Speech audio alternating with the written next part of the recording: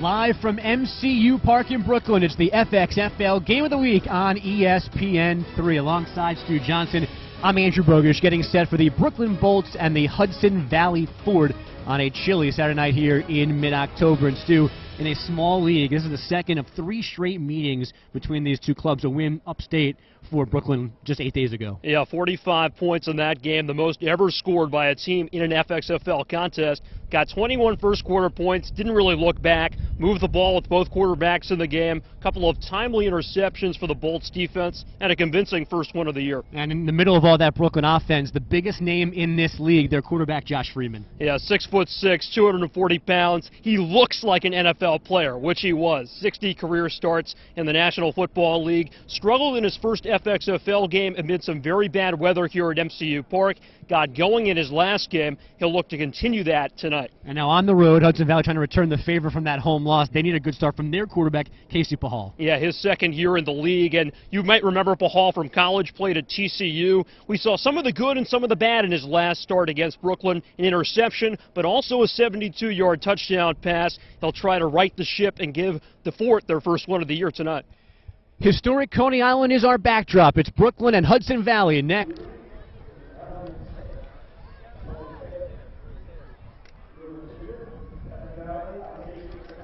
And welcome back. MCU Park is the site on a Saturday night. It's Andrew Bogish, Stu Johnson, our entire crew with you for the FXFL Game of the Week. The Bolts at 1-1, the Ford are 0-1. Again, meaning 8 days ago, a Brooklyn win up in the Hudson Valley. Crowd slowly filing in here. The coin toss was just held. The Fort won it and want the football, so they'll put their offense on the field first, looking to bounce back from that loss 8 days ago. And as we said at the top of the show, Stu, Casey Pahal will come on the field here first under center for the Ford.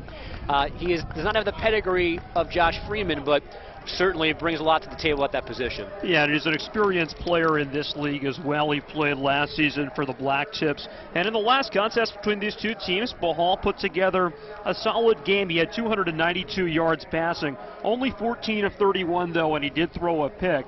And the highlight of that game was that 72-yard touchdown pass.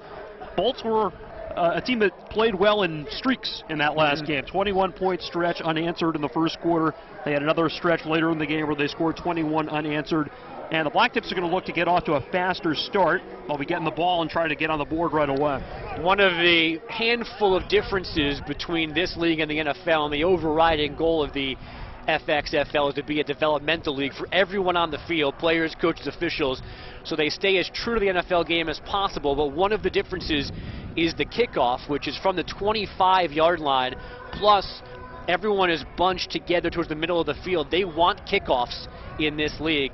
We are running out of kickoffs in the NFL with the line moved up, taking some skill position players out of the mix to a certain extent, but that's not the case here in the FXFL. Ty Long will put his right foot to this one for the Bolts on their home field, and maybe at some point he'll need some help from a teammate because it is a windy, cold Saturday night, one of the coldest days we've had since the wintertime back here in New York. It's only going to get colder, obviously, as the sun sets across the field from us, and we are underway from Coney Island. And it is Trent Steelman, the former Army quarterback, bringing it back with some room across the 30-yard line for the Hudson Valley Ford. And Steelman will stay out there and be one of the trio of starting wide receivers for the Ford, who play somewhat of an up-tempo style, certainly in comparison to what Brooklyn will do when they have the football. Steelman, Darryl Thompson, Marcus Rucker, the prime pass-catching options for Casey Pahal.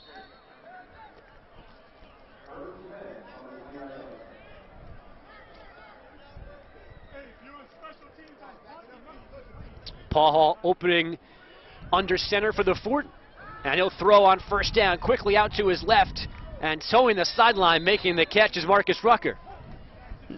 Often soft coverage there, and Rucker getting plenty of cushion to work with, and just a quick drop, getting Pahal in rhythm right away. Hits his back foot, gets the throw away, good timing, and picks up 9 yards on first down. You mentioned the wide receiving options. There's only one running back available for the Fort tonight. That's Kendrick Rhodes. So if anything, you'd expect to see a lot of passes just to give him a breather, give him a bit of a break, but he'll be ridden pretty hard tonight regardless.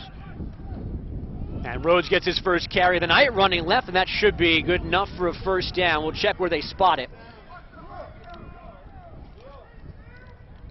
And he was short of the first down, so it'll be 3rd and just about a yard now for the Fort. Not only is Rhodes the lone running back on the roster, but at last check, there are only 5 true offensive linemen in jerseys for the Fort today, too, so they could have a very costly injury at one of those 2 spots and really hurt their attack. But that's kind of one of the pitfalls of this league, where guys are on and off rosters, moving around, and sometimes you're shorthanded at particular positions, and tonight it's running back and offensive line for Hudson Valley. On 3rd down, Paul Hall to throw. He's got time. He's got a man crossing the field. They tackle him right at the marker. Again, we wait on a spot, but this will be a first down for Hudson Valley. Yeah, that was Steelman again, just a little drag route across the middle of the field.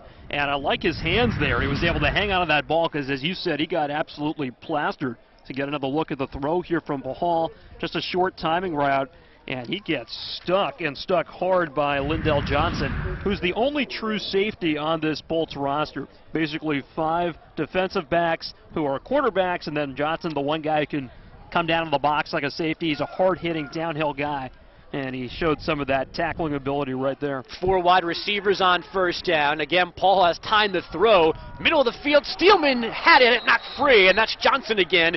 A 2nd straight big hit. Yeah, he went up top in the last hit. This time he goes down low, and the impact of the hit knocks the ball out of Steelman's grasp. Would have been a terrific and athletic catch for the former Army quarterback, but couldn't pull it in. And Steelman showing that safety ability there, hitting his back foot, evaluating the throw, and arriving just at the right time to dislodge the ball. And it almost had enough hang time, that ball, for a defender to come over and pick it off, too.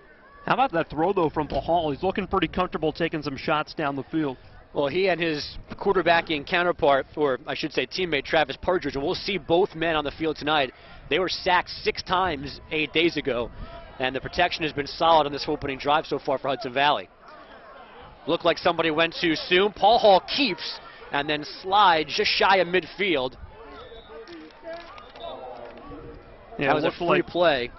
Jamil Merrill had come across a little early on the right side of the offensive line from the Bolts side of things.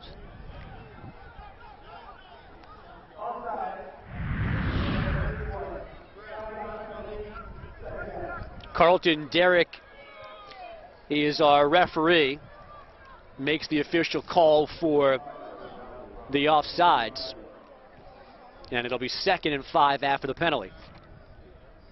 Yeah, this offensive line is a big group. You've got 335 Mike Trice, you've got a 320-pounder Justin Renfro. They look like the type of guys who could hold their own against a Bolts front that's a little undersized. Some fast guys, some pass rushers, but they don't quite have the size advantage against this Fort lineup. Paul Hall throwing again, looking to his right, crossing the field with room to run. They're across midfield, and they're knocked out of bounds. That's Darryl Thompson's first catch of the evening. And Hudson Valley putting together a nice opening drive here. They are right now at the Brooklyn 36. The local guy went to SUNY Brockport in upstate New York, and a slot receiver at just 5'8", 175. But look at him turn on the jets right there. So he got some separation, picks up some yards after the catch, and now Hudson Valley in Brooklyn territory. That was Qua Cox, number 22, in pursuit for Brooklyn. Paul Hall again remaining at a shotgun. Multiple wideouts to his left. He's looking that way, and he overthrows Thompson. And jumping on that route, he's trying to, was Lionel Smith with a big pick 6 in their first meeting a week ago. Now we'll see a nickel scheme and nickel look most of the time for Brooklyn, and 4 down linemen, 2 linebackers, and that's the right lineup to take on this Hudson Valley offense tonight because, as you said, only 1 running back. They want to spread the field out, and so that nickel look will be, I think, the primary defensive front for the Bolts tonight. It's a handoff for Rhodes. And he's across the 30, fighting for even more. That's a good, strong run from Kedrick Rhodes, a Western Alabama product. Yeah, lowered his shoulder there. Former Florida International University running back, transferred to West Alabama, played in the Canadian Football League for the Calgary Stampede. And not a huge guy, but he runs with his pad level down there and gets some yards after contact.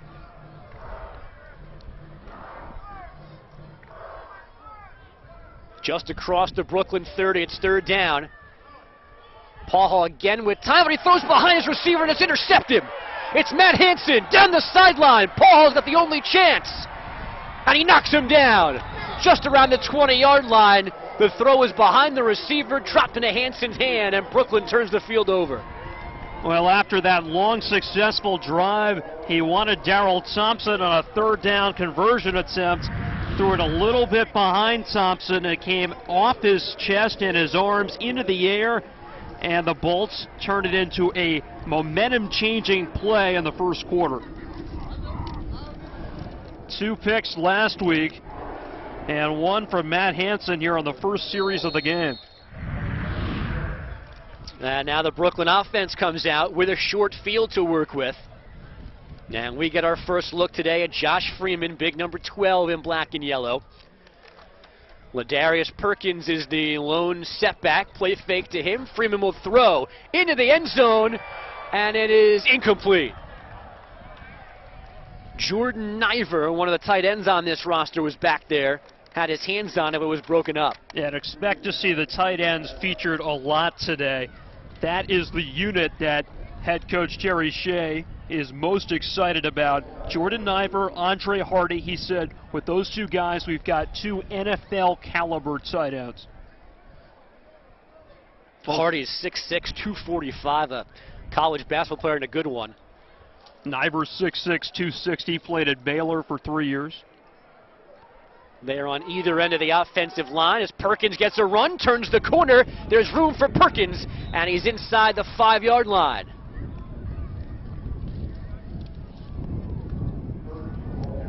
Now, Perkins had a big week last week, caught a touchdown, ran for another. One of the most productive players in Mississippi State history. And look at this block on the outside. John Harris, the wide receiver, springing Perkins free, giving him some extra yards. And Ladarius, who is second all-time in all-purpose yards for the Bulldogs, getting the Bolts into a first and goal-to-go situation.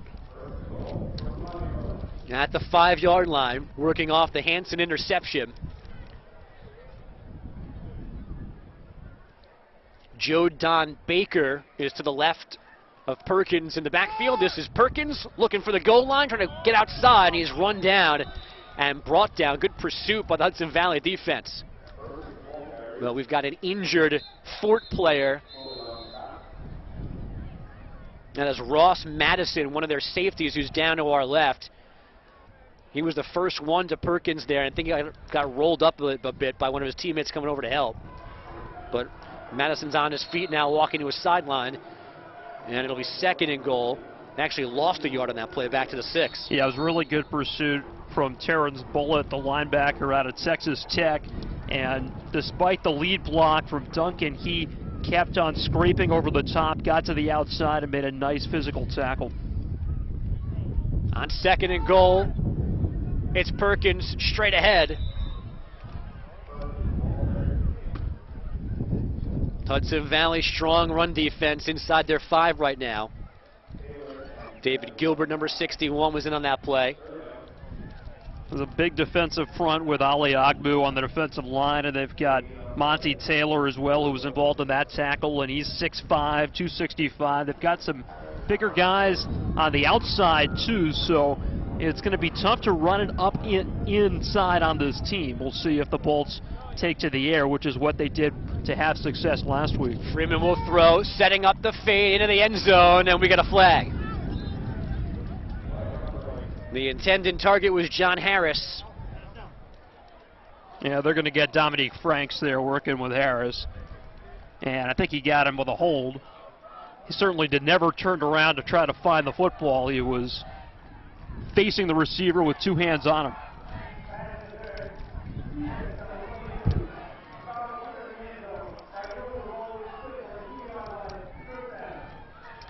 Dominic Franks, alongside Josh Freeman, has the most NFL experience on the field today. He was an Atlanta Falcon from 2010 through 2013.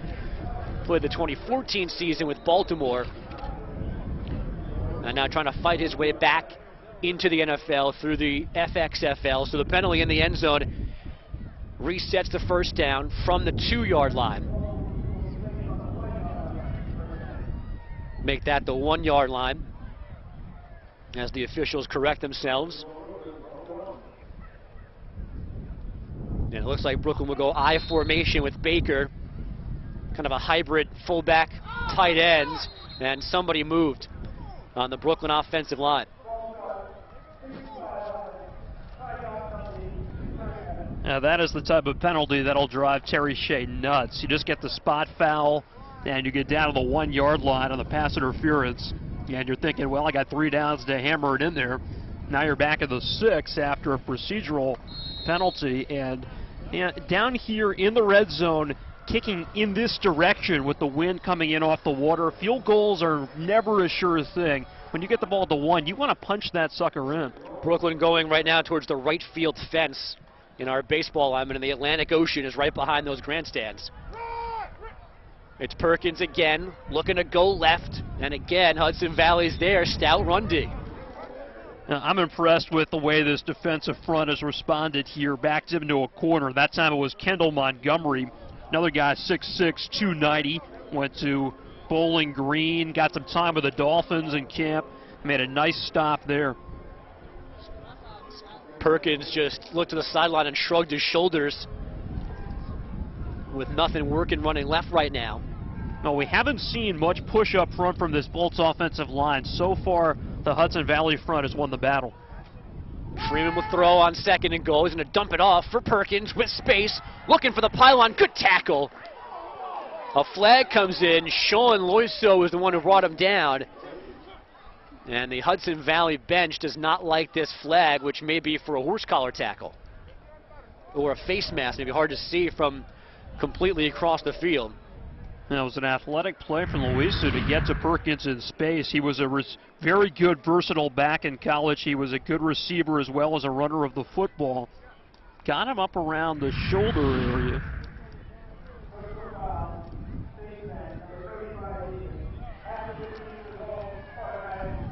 So they call it a face mask. It's half the distance to the goal. And most importantly, again, it's first down. This is all after Hudson Valley opened with the football and moved across midfield. With an interception, a long return by Matt Hansen, and a quick run from Perkins as Freeman rolls right. Open in the end zone, and he hold on to that? He did not. It was Hardy, the tight end. Throw a little behind him, juggled, and couldn't corral before he went out the side of the end zone. You know, Andrew, I love the play call, though, from Terry Shea. Brings the big set in. They run the play action. They bootleg Freeman out to the right side. And he had Hardy. I mean, the play worked. Hardy leaks out. He puts it on him, and he just juggles the football and can't keep both feet in. But a well-designed and well-executed play by Freeman. Hardy wants us to get that one back. Deontay Savage, the linebacker, in coverage there.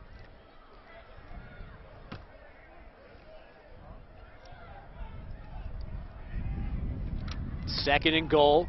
It's Baker, the up back. No signal yet. Brooklyn thinks it's in. And there's the touchdown. The Bolts are on the board first.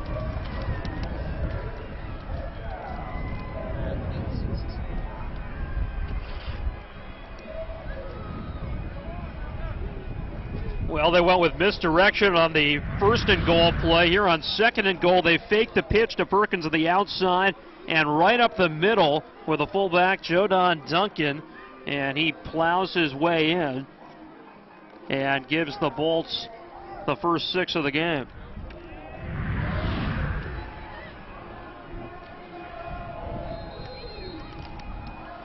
Get a look at the extended extra point here. You know, the FXFL was a little bit ahead of the NFL last year in having the extra point attempted from the 17-yard line, and they're sticking with that this year as the NFL's moved theirs back to the 15. Ty Long, a talented place kicker, is out. kicking into the open end of the stadium. Gets it away. And puts it through. It's 7-0 Brooklyn. They turn the interception of Casey Paul into some 7 points as Joe Don Duncan punches it in from in close. So it's Brooklyn out first at MCU Park here in Coney Island. And as the Brooklyn Bolts and the Hudson Valley Fort play the FXFL game of the week on ESPN3, it's the home team off to the 7-0 start, turning an interception into those 7 points, and we'll see how the Hudson Valley offense responds to that. They were moving well, just doing their opening possession, but then the one mistake, the Paul Hall pass behind his receiver, and then Hanson the pick in the return, giving his offense a short field.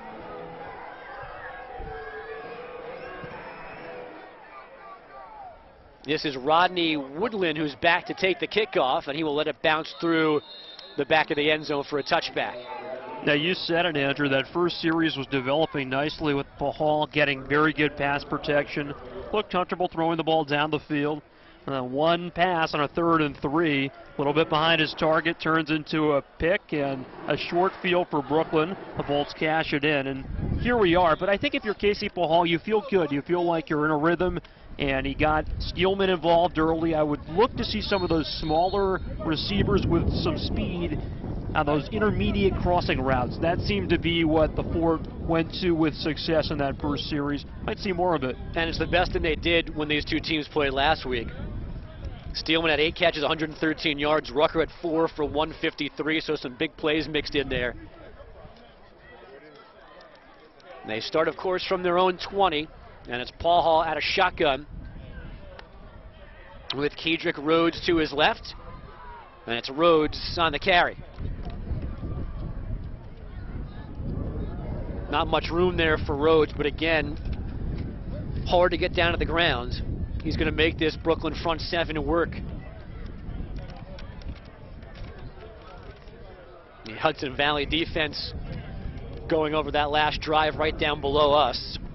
They held strong for a while, but a couple of penalties, the PI in the end zone, the face mask, kept resetting the downs for Brooklyn, and eventually they got Duncan across for the touchdown. The pitch now for Rhodes. Trying to cut back, but that's not there.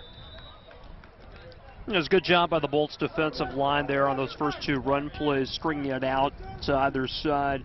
Now you've got the Fort in a predictable passing spot, 3rd down and 9. Now to this point, we haven't seen any blitzes. We've only seen 4 rushers of the passer, and hasn't really gotten anywhere. On 3rd and long, do you dial something up here? Do you try to put some pressure on Pahal? That will be the question the Bolts have to answer here, and I would try to do it. I wouldn't let him get comfortable in the pocket. Marvin Booker, number 94, one of the best pass rushers, tried the spin move. He's going at Pahal, who dumps it off for Rhodes. Beats the first man to him, then another, and Kedrick Rhodes is close, and he's got it. It's a Hudson Valley first down. Oh, they did bring pressure that time. They brought 5, and a screen pass, the perfect answer to that from the Fort. Pahal jumping off the screen for Rhodes, makes one man miss, and gets the necessary yardage, but now Pahal's a little bit shaken up. And he is down on the field right now, and they're going to take a look at him. He got up, took a couple of steps, and he was tying his hand warmer back onto his waist, and I thought that was the reason for the delay. He just wasn't ready to get back into the action, and then he just sat down. And I was watching the pass, obviously. I didn't see how he got knocked down by Booker and company after dropping off that pass to Rhodes. Yeah, he was stumbling onto his back foot and just letting it go. And I didn't think he was contacted as he released it, or at least not hard, but they're taking a look at him right now as you see on your screen. And he'd gotten up at one point and he was walking gingerly back towards the line of scrimmage, and then he just went back down again, and the official told him, you know, don't push it, let them take a look. Travis Partridge is the reserve quarterback. And as you said earlier, Andrew, everyone plays in this league. The idea is to get guys who have NFL experience or are in NFL training camps who hope to play in the leagues sometime soon. And this is their chance to put stuff on tape week by week, give NFL teams a new look at them, see what they've been working on, see how they've developed. And part of the deal is that there really aren't a lot of reserves. Quarterbacks are going to switch off And so we were going to see Partridge sooner or later, as we will with Jake Heaps, the Volts' other quarterback. Now, you've been around this league a little more than I do. What's the normal? Is there a consistent quarterback rotation? Is it first and third quarter? Is it first half, second half? How do teams usually handle that breakdown? It really varies by the team. You'll see some guys play them quarter by quarter, some series by series. And Travis Partridge, number 10, takes over for Paul Hall, as Stu mentioned. More of a running threat, but he's throwing right out of the gate, and he overthrows Darryl Thompson, who was open on the near sideline. Now, this is going to be one of the more difficult throws for the quarterbacks to make, throwing in that instance to his right, because right now the wind is blowing across the field, so it was behind Partridge, which might explain why that one has some extra zip on it. Yeah, and Partridge just does not have the same arm strength that Casey Pahal has, and last week he was 4 for 10 with a pick, but he did run the ball very effectively, so that is, as you said, something you have to watch out for here, and the read option, something that he will employ a little bit with his lead back here, Kendrick Rhodes. He had 33 rushing yards a week ago. He's throwing for the second straight play, and now he's going to run. Partridge gets across the 40. It'll be third and a couple for Hudson Valley. If you're the Bolts defensive line, you've got to know your quarterback, too. You have to have some contain when you rush.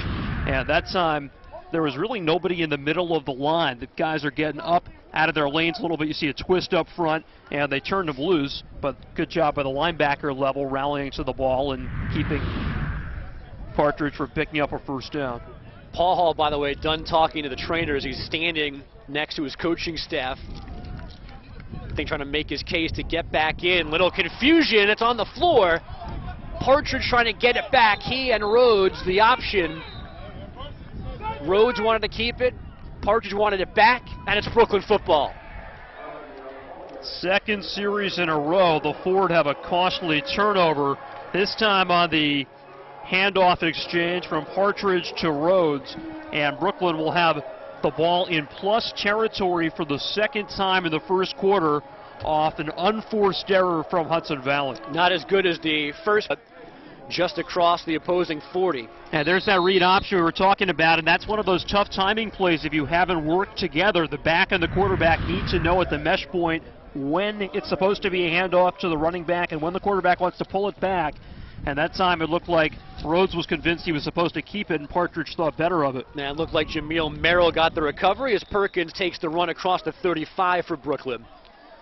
You know, I still, and that's not a new thing with football, Stu, but I still am not comfortable with the read option like that for that reason. That just seems, that's, to me, you're asking for danger when you're making guys decide what's going on with the football in that weird, like, purgatory area of in the quarterback's hands, not in the running back's gut. It's ripe for danger, and right there you saw it. You have to work it over and over and over again until the quarterback and running back can basically read each other's minds. Freeman throwing. It's Duncan out of the backfield with room and a first down and a lot more near the 10-yard line. Joe Don Duncan knocked out of bounds. Took an extra shot from Myron Lewis on his way across the boundary of Brooklyn moving again. We asked Terry Shea about him. He said he's a fullback for short yardage, but that time they leak him out of the backfield. He catches in the flat and he turns it upfield and picks up some big yardage. So not only does he have the game's only touchdown, it's establishing himself as a bit of a wide receiver threat as well. And then some speed too to turn the corner, get down that sideline. He went out at the 12, so it's a 1st and 10 here for the Bolts. They can get a first down without scoring a touchdown.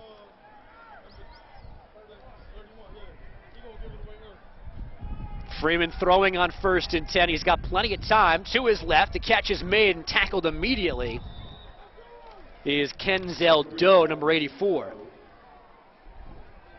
Former Wisconsin Badger, big-time special, lined up for Wisconsin. 5'8", 175. He's a slot guy, shifty and quick, but he wasn't the number one target on that route. Freeman went through his progressions, didn't see anything further downfield, and had to check it down to Doe, who didn't get much.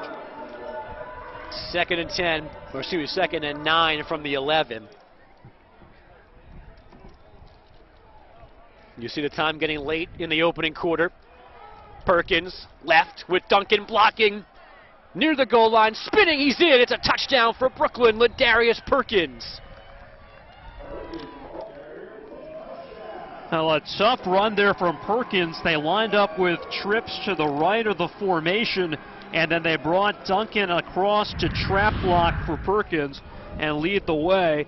And he gets a hat and a hat right here. Perkins turns it upfield. He's got one guy to run through, and he just lowers his shoulder and blows past Dominique Franks to punch it in. And the Bolts have capitalized on these 2 turnovers from Hudson Valley, and they've got a 13-0 lead.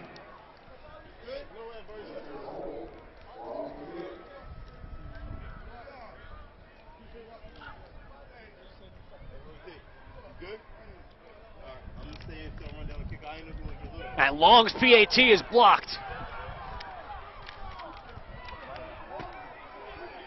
That ball spinning like a top near midfield. That was a jailbreak through the line of scrimmage. There is a flag thrown right at midfield by Carlton Derrick, our referee.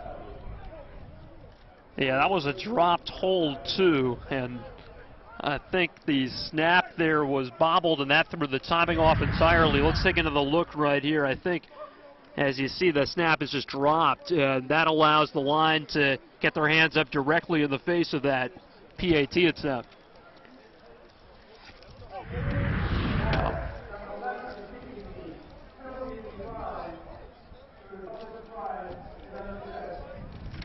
Yeah, they're actually going to call the penalty on the kicker for kicking that ball out of bounds towards the sideline, but it's a smart play because otherwise it might have been scooped and scored. So it's 13-0 after the missed and the blocked PAT. The one thing Brooklyn has not done well here out of the gate. And this having a somewhat similar feel to their first meeting a week ago when Hudson Valley scored first, and then Brooklyn put 21 points on the board in a hurry to take their first big lead of that game. Now they have turned a turnover and a fumble in the first 13 points of the day.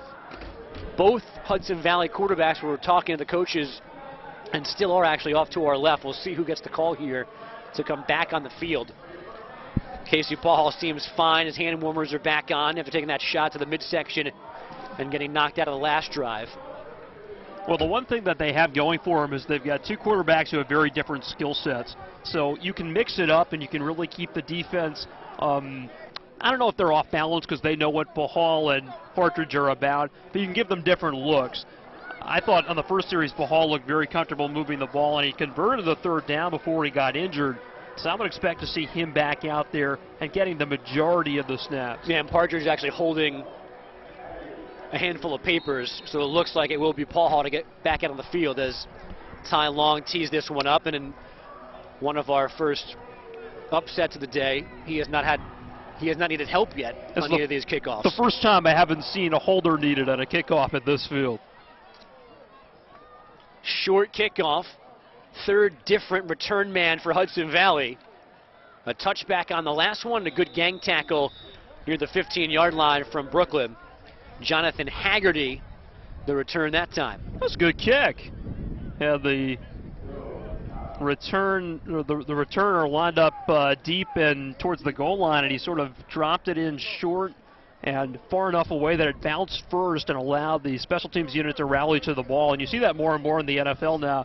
Teams are not even trying to kick for the touchback. They're trying to pop the kick up in the air, get the return, the coverage unit down the field to try to shorten it up, not from the 25, but even further down.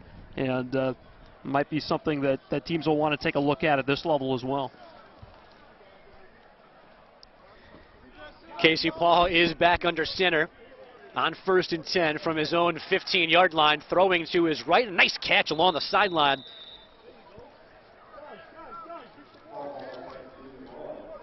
Antonio Vaughn bringing that down for Hudson Valley.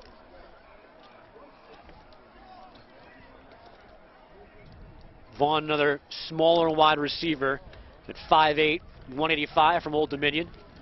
Yeah, what you're seeing from a lot of these guys are intermediate routes, short routes, crossing routes, using their speed, maybe rub across in the formation too to try to get the defensive backs misaligned, and that's sort of going to be the bread and butter of this team. I don't know that they have a lot of deep threats, but they have a lot of speed and guys who can make something happen if you get the ball in their hands. Also not sure what you're capable of throwing the ball down the field right now in windy conditions.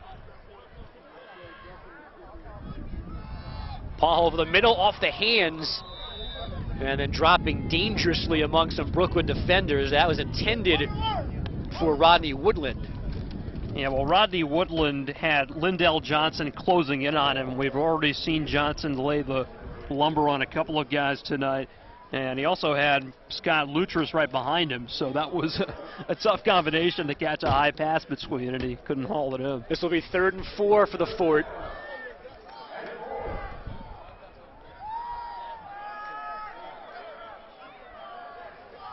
They blitz on the last 3rd down, did Brooklyn. And they've got Luttress right up there over the center right now, and Pahal is checking his protections here at the line, so Bolts may come again. Ball heaving, right sideline. It's going to be a jump ball. It's too strong. Dante Moore, the intended receiver, but he was not going to be able to bring that one down in the field of play. Then it's a 3 and out for Hudson Valley. You see Pahal a little shaken up there because he got crunched as he released that throw. Jamil Merrill, I believe that was, as the Bolts brought 6. And that was part of what impacted that throw, which fluttered a little bit towards the sideline. Pahal getting a lot of pressure right in his face. And now our first look at John Shrievsky, the do-all kicker and punter for Hudson Valley. He's got a new number this week when he was very nice enough to alert us to that fact before the game. And his punt's going to bounce out of bounds right in front of us. And for the first time this evening, Brooklyn will start on their side of the field. But still, at their own 40, that's decent field position.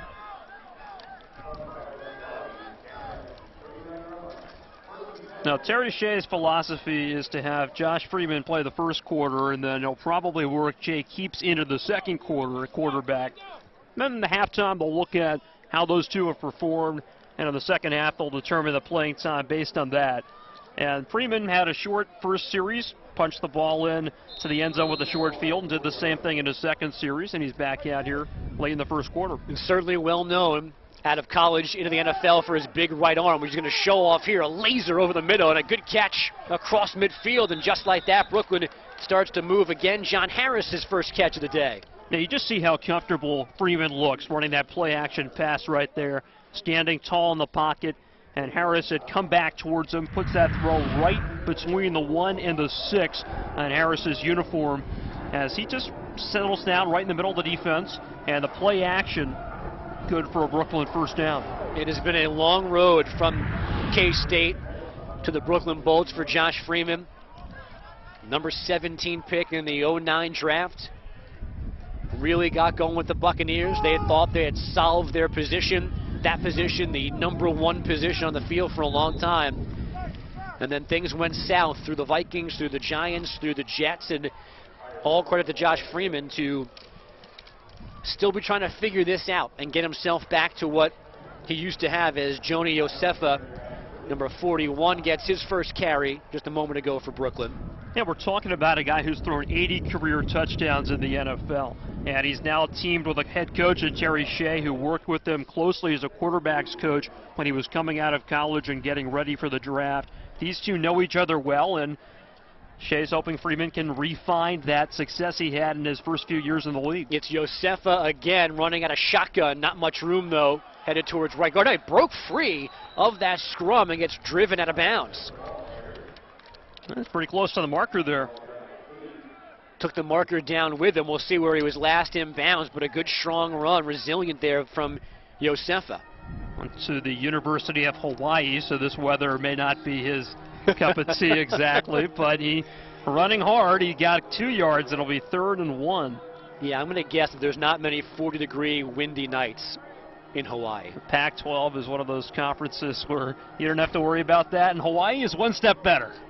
Those guys out there in the WAC and the Pac-12, they don't have to deal with this type of stuff much. Although I'm sure he randomly found himself in a game somewhere in the Pacific Northwest at some point that he might have felt something like this, but it is definitely the first time it's been this cold in this area in a long time as Freeman drops back under pressure, steps up, gets it free to Josefa. He's on the run, still going, and Brooklyn continues to move with relative ease right now against this Hudson Valley defense. Well, that's just good elusiveness right there from Freeman, extending the play as he was in the grasp of the Hudson Valley defense, and got a little bit of a touch pass away to Yosefa. Would have been enough for the first down. And then Yosefa breaks a tackle and turns it into a big gainer of about 20 yards. And it takes us to the end of the first quarter here in Brooklyn. A pair of Fort turnovers turned into a pair of Bolts touchdowns. On their home field, Brooklyn the lead after one here on ESPN. It is the second quarter here in Brooklyn. The Bolts the 13-point lead on a pair of touchdowns and one missed extra point. Andrew Bogish, Stu Johnson, our entire crew with you here for the FXFL Game of the Week. And with that 13-point lead, Brooklyn has the football, a 1st and 10 from the Fort 15. Now working towards the left field side of the field, and it is Yosefa straight ahead. This is MCU Park, is the home of the Brooklyn Cyclones, the short season single-A affiliate of the New York Mets, who are shortly going to play game 1 of the NLCS a few miles from here at Citi Field. The Hudson Valley Fort, Andrew, play at the at Dutchess Stadium, which is the home of the Hudson Valley Renegades, who play the Cyclones in the New York Penn League. They're an affiliate of the Tampa Bay Rays. A lot of good young Rays have gone through there. Michael Conforto, who may or may not be in the lineup for game 1 for the Mets, a Brooklyn grad, so to speak, as Freeman misses the slant pass near the goal line, looking for Ricky Collins. Yeah, Michael Conforto's caught a few balls right in that spot where Ricky Collins couldn't quite haul that one in. More where we're sitting right now. Yeah, it was a slant route to the inside, and Freeman threw that one a little bit low. Collins couldn't quite tug it in, so it'll be 3rd down. And Stu is the radio voice of the Brooklyn Cyclones, and a lot of the Cyclone employees who would have been here today have been pulled to Citi Field to staff game 1 of the NLCS. And Stu's actually going to try, and I already told him it's going to fail, to ignore his phone in commercial breaks for Met scores and for Notre Dame USC scores. As Freeman throws, that time the slant works for a Brooklyn touchdown.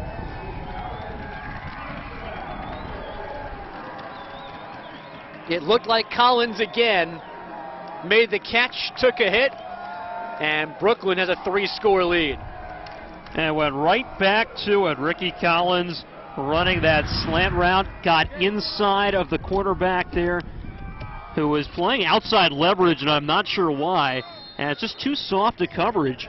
And good strong throw from Freeman gives Collins the touchdown. Bolts had 21 unanswered in the first quarter last week against the Fort, and looking for 20 unanswered to start this game. Good snap, good hold this time, and Ty Long's PAT is through for the 20-point lead. 21 points early in a row in that game a week ago. Hudson Valley rallied, and they scored 21 straight again to pull away for good. So the Fort need a spark here in a hurry. We'll see if they get it when they get the football when we come back to MCU Park here in Coney Island. Was he? It has been all Brooklyn in the first 15-plus minutes here at MCU Park. The Bolts on their home field, turning 2 early Hudson Valley turnovers into touchdowns, and then just drove the field again. Josh Freeman and Ricky Collins, a 12-yard touchdown pass. The first 2 scores came on the ground. And it looks like Stu Hudson Valley is going to put Travis Partridge back under center and maybe get his legs to kickstart their offense, because they certainly need some kind of points on this possession. And going in this direction, it's especially difficult to throw the ball. They're going to be going right to left across your screen here, so maybe the running threat of Partridge, a little something to get that ground game going, because to this point they haven't had much success with it. Not just right to left, but into the Atlantic Ocean, which is, what, 2 football fields over the fence to our left? If that. This is Darryl Thompson, the 4th different return man for the Fort, with some room across the 20, and then yanked down at about the 26-yard line. And there goes Partridge, number 10. First time we saw him today, he was replacing an injured Casey Paul seeming to get, at the very least, the wind knocked out of him on a sack or getting knocked over after making a throw. Partridge, that drive ended when he and Kedrick Rhodes fumbled a handoff on a read option play.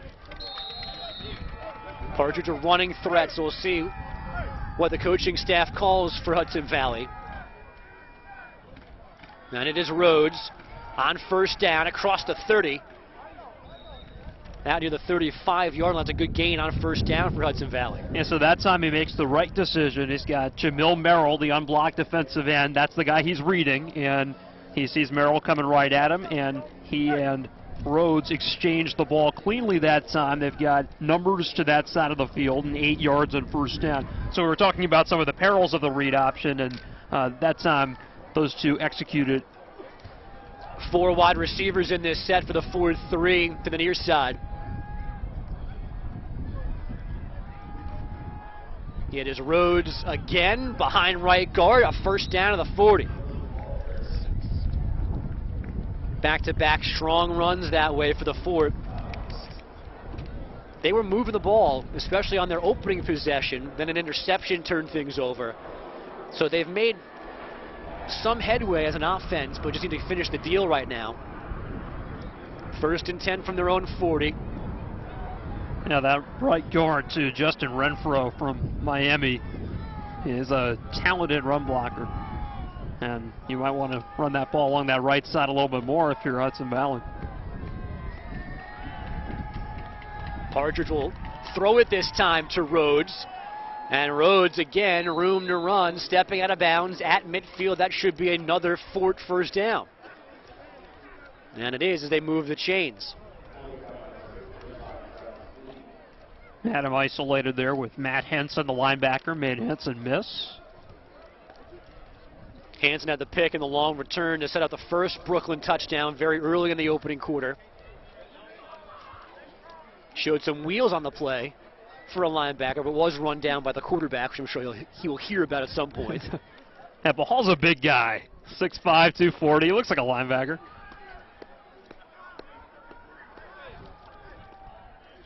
The hand signals from Partridge.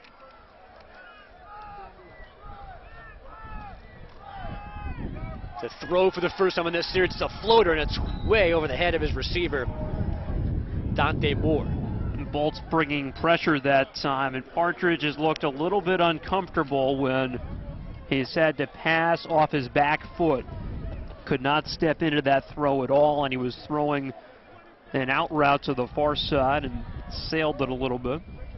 Partridge from Missouri Western was part of the Vikings rookie minicamp back in the spring, then went to the BC Lions of the CFL. They cut him in June. Went back home, did some coaching, stayed in shape, and found himself now at the Hudson Valley Fort, trying to get their offense going, down 3 scores in the first half. Good strong throw there over the middle for Woodland. And he is spun down right away by Mylan Hicks, who's a little slow to get up. Yeah, the Bolt secondary is the group that they feel is the strongest of this defense. They've got guys like Quacox and Trey Wolf and Manny Esperia. And those guys have all spent a lot of time in NFL camps. They've been down to the final cut. And it's a group that you're not going to burn downfield. And to this point, we've just seen a lot of shorter passing routes. Ford are going to try to dink and dunk their way down the field. We keep mentioning training camps and where these guys have been. By the league's estimate, 95% of the players in the league right now is Rhodes. Look at this run, trying to keep on his feet, and he does, still going. Kedrick Rhodes on the little dump-off pass, shimmying his way deeper into Brooklyn territory. That's just an incredibly athletic play. This looked like it would be a loss of yards right here for Rhodes. Catches the ball about 5 yards behind the line of scrimmage. Taylor breaks it down, but then he jukes past Taylor. He gets past Johnny Farms, the lineman as well. Stays on his feet as he gets across the 40. That hand on the turf to push himself forward. Nice athletic play. That is not Johnny Farms' strong suit, though. 6'3", 305, trying to play in space like that against a running back. Well, he put Taylor on an island, and Taylor looked like he was in good position to make the tackle, and Not so much. Rhodes put his left foot in the ground and juked past him. Rhodes, who again is the only running back on the active roster today, stays in the block on this. Good strong throw to the sideline again from Partridge. Hooking up that time with Jonathan Haggerty. First time we've called Haggerty's name today. At 6'1", he is one of the taller receivers the Ford have from Southwest Oklahoma State. Spent some time with the Patriots. But you were just saying it, Andrew, 95% of these guys have at least some NFL experience in the offseason, being in a mini camp or a training camp. And last year, a third of the guys who played in the league got NFL callbacks this year. So there is a relationship, guys going back and forth, and every NFL team has sent a scout at some point to look at these players. Looked like there was some early movement on the left side of the Fort line. And this is obviously not the first league that has tried to fill the void around the NFL. But this is probably the smartest time of year to have a league like this. It began in early October with practices starting in September. After guys didn't make a team at a training camp, they come here, they spend 6 weeks on one of these teams playing games, practicing, people watching. And when this season ends in November, it'll be a time of year where NFL teams, through injuries or guys not playing well, are going to have practice squad and roster spots to fill, and they'll have fresh tape on guys from this league. As Partridge rolls right and throws it into the ground, chased out of bounds, over to throw to there. Good defense on second down from Brooklyn. And as before this league came into existence, guys would be substitute teaching, or they'd be working out on their own, or they'd be working another job. Now they have a chance to come playing here football and exactly stay in football shape, be coached by guys who have NFL coaching experience, like Bolts coach Terry Shea, who was a coordinator in the league for the better part of 10 years. And this is a unique opportunity now to be a professional player and get yourself that much closer to the NFL. Big third down here for the Fort on a drive that they need points off of, down by 3 scores. 3rd and 9 from just shy of the Brooklyn 30. Partridge looking right, throwing right. He's got a man. They're going to be short of the first down. And they're going to call for a field goal. Antonio Vaughn made the catch.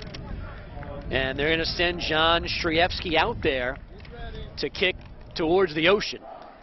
Now, Trey Wolf on that pass play said, "I'll give you 5. I'm not going to give you more than that," on a 4th and 9. And so he had to fire towards the receiver and make a sure tackle, and he did just that.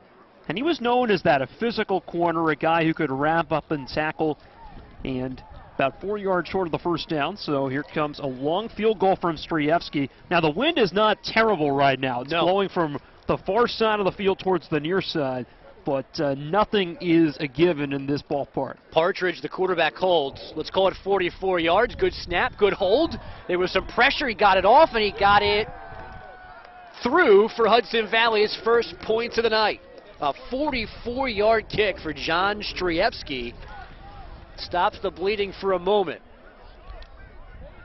The Ford finally get themselves on the board. Now they need a stop from their defense. We'll see if they can get it when we come back to Coney Island, the FXFL Game of the Week on ESPN3. Back here at MCU Park, the Hudson Valley Fort finally on the board as Robert Gordon works the sidelines in his coaching debut for Hudson Valley. Robert started the year as an offensive assistant, was the play caller for the Black Tips. But John Jenkins was relieved of his duties earlier this week. And in comes Robert Gordon, who the league has very high expectations for. Was a coaching intern this summer with the Seattle Seahawks. And, certainly a tough situation in season, a change of coach. He's changing teams. But he's got a chance to do something here and impress some people, and the league thinks he's going to do that. And the league is not just about developing players, it's about giving coaches a chance to get exposure to NFL quality talent, officials as well. And this is a chance for all these guys to showcase what they can do, and it's an exciting opportunity for a guy like Robert Gordon. And apparently, he and I are union members. Oh, yeah? Our union colleagues. We both have our SAG card. Now, I hope he has his for cooler reasons than I do. as Kenzel Doe's got a big return for Brooklyn out near the 40-yard line. Now, my radio union from my regular job is connected to SAG, so I have a SAG card as if I was an actual thespian. But all it really gets me is free DVDs around award season. You don't get invited to the award show? No, I don't get invited. I actually get to vote, which is fun. All right. And get an envelope full of DVDs every December to watch movies. But Robert has a SAG card. I've not confirmed why he has it yet. It'd be cool if he did actual acting, if he actually earned his, unlike me. We're going to have to check in on that at some point. But first things first, he's a football coach in charge of this team. Just a couple of days that they're getting the job. Out in the flat goes the pass, and a good quick tackle by Scott Loiseau. As Brooklyn starts a possession, 3 possessions, 3 scores. Am I correct, or am I forgetting a punt by No, you've got it. And that was Avery Walker catching that pass. First time we've seen him in at running back for the Bolts. And a new quarterback in as well, so Jake Heaps taking over for Josh Freeman, who was 6 of 9 in the first 3 series and put the ball in the end zone every time. Heaps finished his collegiate career at Miami as Walker gets a carry now for that catch. He's across midfield. A flag behind the play, normally in the neighborhood of holding.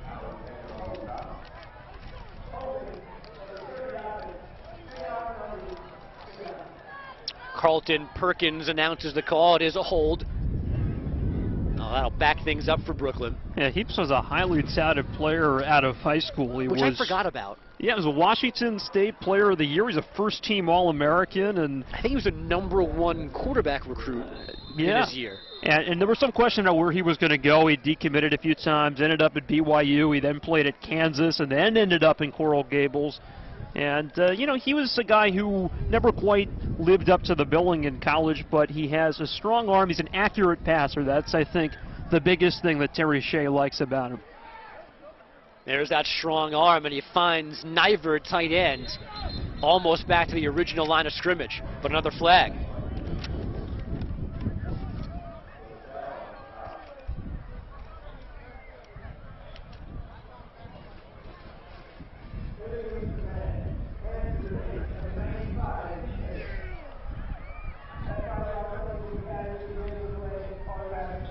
Monty Taylor, a costly penalty for Hudson Valley. Hands to the face. It's only 5 yards, but it's an automatic first down.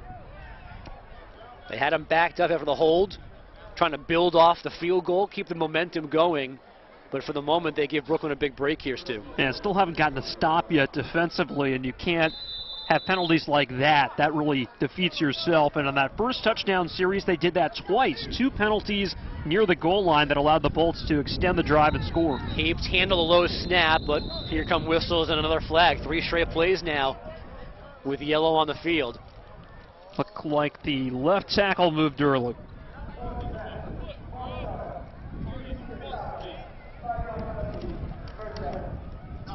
Joe Coletta, the guilty party here, so we continue to trade penalties, and Brooklyn backs up again 5 yards.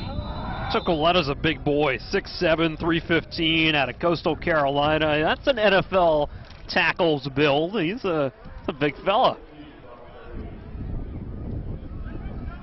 That's a good program at Coastal Carolina. They've done some nice things the last couple of years. On 1st and long, the inside handoff goes nowhere. A little bit of a different look there, one with twin protectors for Heaps. A couple backs on either side of him. Now, Terry Shea's a guy who's a pro-style coordinator. That's the system he runs, but he'll put Heaps into the shotgun a little bit. But he wants to be balanced. He wants to have as much passing as running. That was always his style when he was an NFL coach. Rolling into the flat. The catch is made, but there's the gang tackle again. Manasseh Gardner, first time we've seen him today with the catch, with the immediate tackle.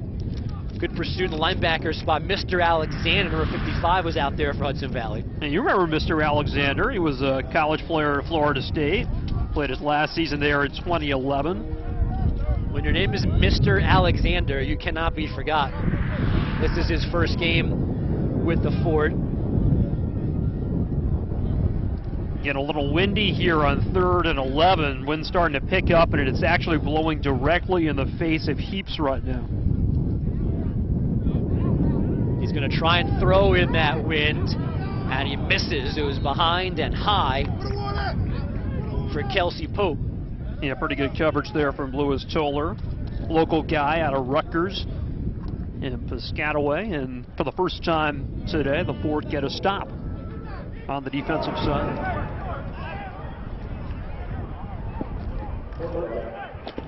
Cody Webster is the Brooklyn punter. First time he's on the field today. Webster, a Purdue product. Left foot to it. And that's going to nestle along the sideline, stay in play, and finally touch dead at the 19-yard line. All things considered, wind and whatnot, not a bad kick from Webster. And back out comes Hudson Valley, and back out for the second straight series is Travis Partridge.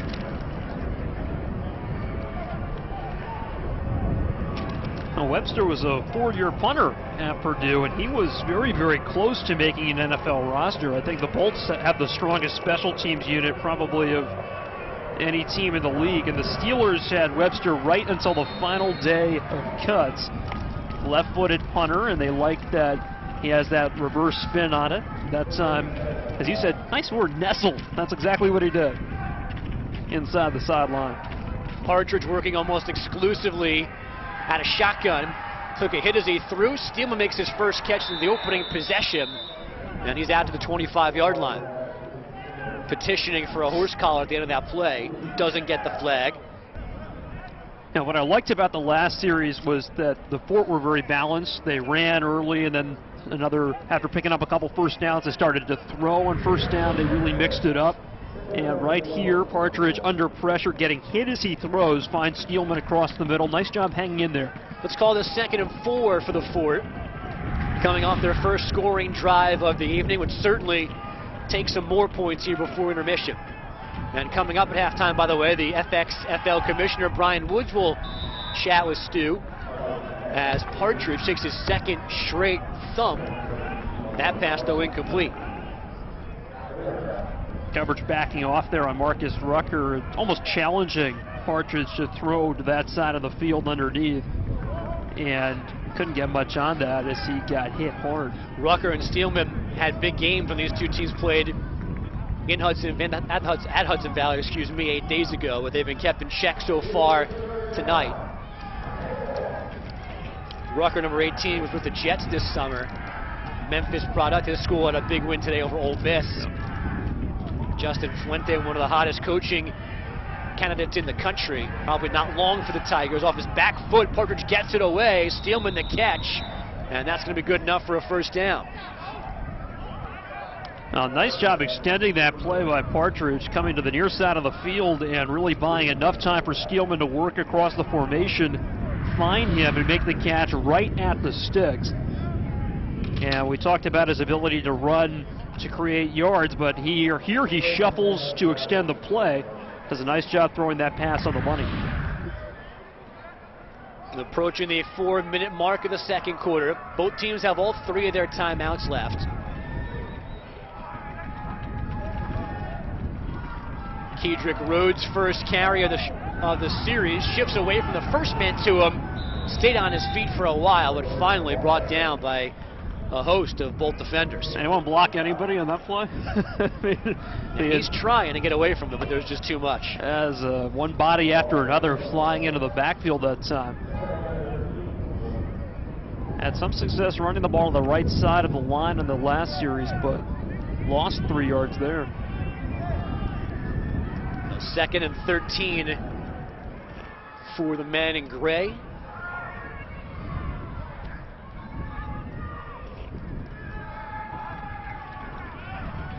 Partridge looking left. Here comes the pressure. Throws it away as he's going down. That is very close to grounding. There was a receiver theoretically in the area, Marcus Rucker, but I'm not sure that's who Partridge was throwing to. He was just throwing to grass. Well, they're not going to call grounding there, and I wonder if he was outside the tackle box. I'm not sure. I mean, he got it past the line of scrimmage. No, Carlton Perkins just said Derek, excuse me, said there is a receiver in the area, so they'll give him that. Yeah, he was not really outside the. Well, might have been actually. It was close, but yeah, there was somebody running upfield, not really looking for the ball. That was pretty close. You're right. It's 3rd and 13 after all of that. A big spot here for the Brooklyn defense to try and slow any momentum that Hudson Valley has built with the field goal and the defensive stop. Low snap. Whistles will stop play right away. It's a false start coming against Hudson Valley.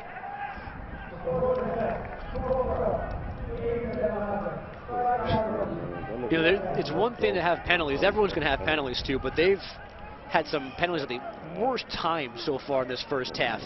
Backed up defensively, the penalty in the end zone for pass interference, then the face mask in that same situation, and now here already 3rd and 13. Oh, and that was on a wide receiver, so you never want to have a procedural penalty on a receiver who can just look in and watch the snap. And you know what the Volts are going to do here. They're showing it. They were showing pressure in that last snap before the penalty flag came in. So the penalties have been bad, and the inability to pass protect, those have been really costly, and the turnovers are as a result of that. 3rd and 18 is the official down and distance of a draw play. And right on cue, they'll throw it on 3rd and long. Partridge down the sideline. He's got a man, a catch, a spin, and knocked down at midfield is Marcus Rucker. That's a heck of a throw from Travis Partridge. Best throw we've seen tonight from any of the 4 quarterbacks who have played. Partridge with 3rd and 18, aggressively standing in the pocket, got time to throw for the first time in this series, and he throws a strike, puts that one over the top of Trey Wolf and right into the chest of his target. Big first down at midfield. And again, Partridge not known as a thrower. He's a running quarterback first. But that's a heck of a throw, and I think got a break as well from Mother Nature. A small little lull in the wind gave him a pretty clean throw there, and he made it. Another low snap, keeps it himself, gets free, looking for the line of scrimmage, and he finds it, and it heads out of bounds. Second bad snap of this drive. Clock stopped with 2.5 to go before halftime. El Hadji Nadaye had him for a sack, and he walked right out of it. Got something out of that play instead of losing yards.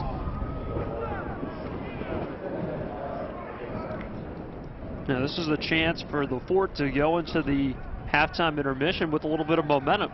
You can go down the field here, you could make it a 2-score game and give yourself 10 unanswered points potentially for the half. And at the very least, they've cooled Brooklyn off and kept that offense off the field for now. I think we're all pretty cooled off around here.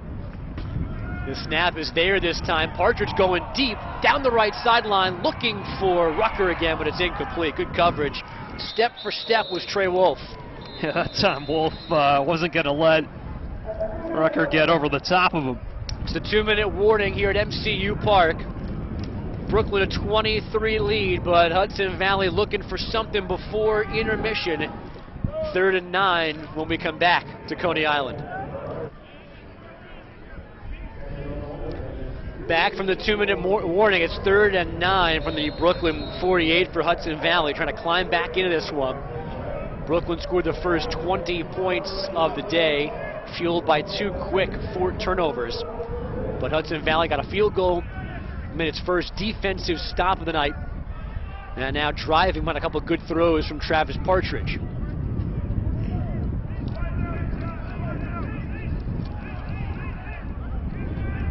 Big 3rd down here, and this has been a spot where Brooklyn has brought a lot of pressure. Well, we'll see if they do it again here. Partridge burned them the last time. Made a great throw down the far sideline. Loads up here, and he's got another first down with his arm. Trent Steelman the catch. Great job by the offensive line there for Hudson Valley. They got a blitz look, and they picked it up. Gave a lot of time for Partridge to go through his progressions. Just watch him in the pocket right here. Plenty of time as he stands in there, rolls a little bit to his right, and finds Steelman across the middle. Inside the 40 they go. Clock running, 80 seconds to go. All 3 timeouts still for Hudson Valley.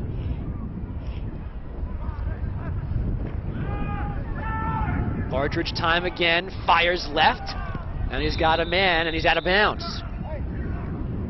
It's Jeremy Kelly, the tight end. First time we've seen him tonight. And Travis Partridge continues to impress. And is getting into rhythm here. Looks to his right, doesn't see much there. Back to his left, surveying both sides of the field, and good accurate throw. And a couple of his early throws, Stuart, not pretty. Overthrew some guys. Maybe now he has figured out the wind, got himself warmed up, and in this game, and he's really throwing it on this drive. No, and I feel like he's diagnosing what the defense is doing too. He knows where the corners are, if they're playing off, if they're giving a lot of cushion or not, and he's adjusting his throws accordingly. Throwing again, looking to the end zone, and Rucker reaches out and makes a diving catch near the 5-yard line. What a throw! Goes back shoulder to Rucker. Got him with single coverage on the far side of the field, matched up with Trey Wolf, and he stuck that throw right on his outside shoulder. Let's take another look right here. This is from the opposite hash, throwing into the wind, and he puts it right there. That's a terrific throw. Ford have called their first timeout with 47 seconds left. They are driving, looking to cut the deficit before halftime. It'll be 1st and goal when we're back at MCU Park. Was it a touchdown? That was just a 28-yard, typical 28-yard strike, I guess. What do you have? The Hudson Valley pursuit of points before halftime continuing now. 1st and goal from the Brooklyn 6. 55 seconds left before halftime. They adjusted the clock during the timeout. And it is Travis Partridge at a shotgun for the Fort. Looking to throw again. That right arm's been money on this drive, but he misses Rucker back in the end zone. Bolts defensive backs do a nice job there getting their hands on the receivers right away, coming off the line of scrimmage, and that made a route that was very much based on timing difficult to develop, and nothing really there over the middle for Partridge.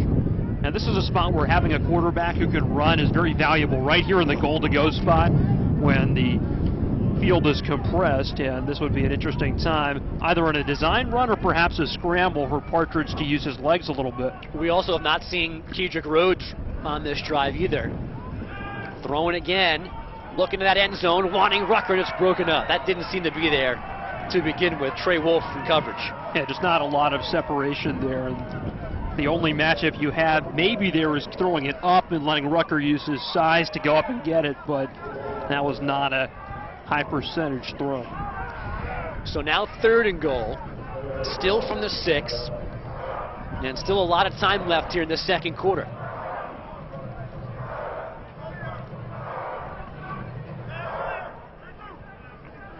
Rhodes remains in the backfield with Partridge.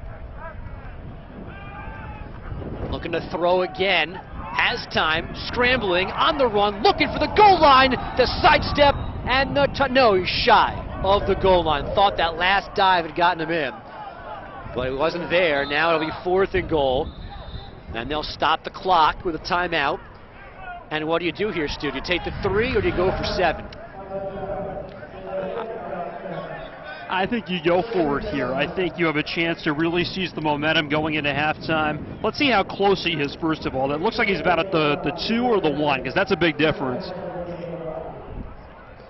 You know, my concern, I think they're spotting it closer to the 2. My concern here is that you haven't shown, as you were saying, the ability to run the ball much in this drive, or really even today with Rhodes. So if you're passing the ball and you're at the 2 or the 1.5, it's a tough proposition. But I think at this point, with a quarterback who can run, you can roll him out and give him that sort of run-pass option. And yeah, it looks like they'll have that ball right at the 1-yard line. So that's a spot where I would go for it.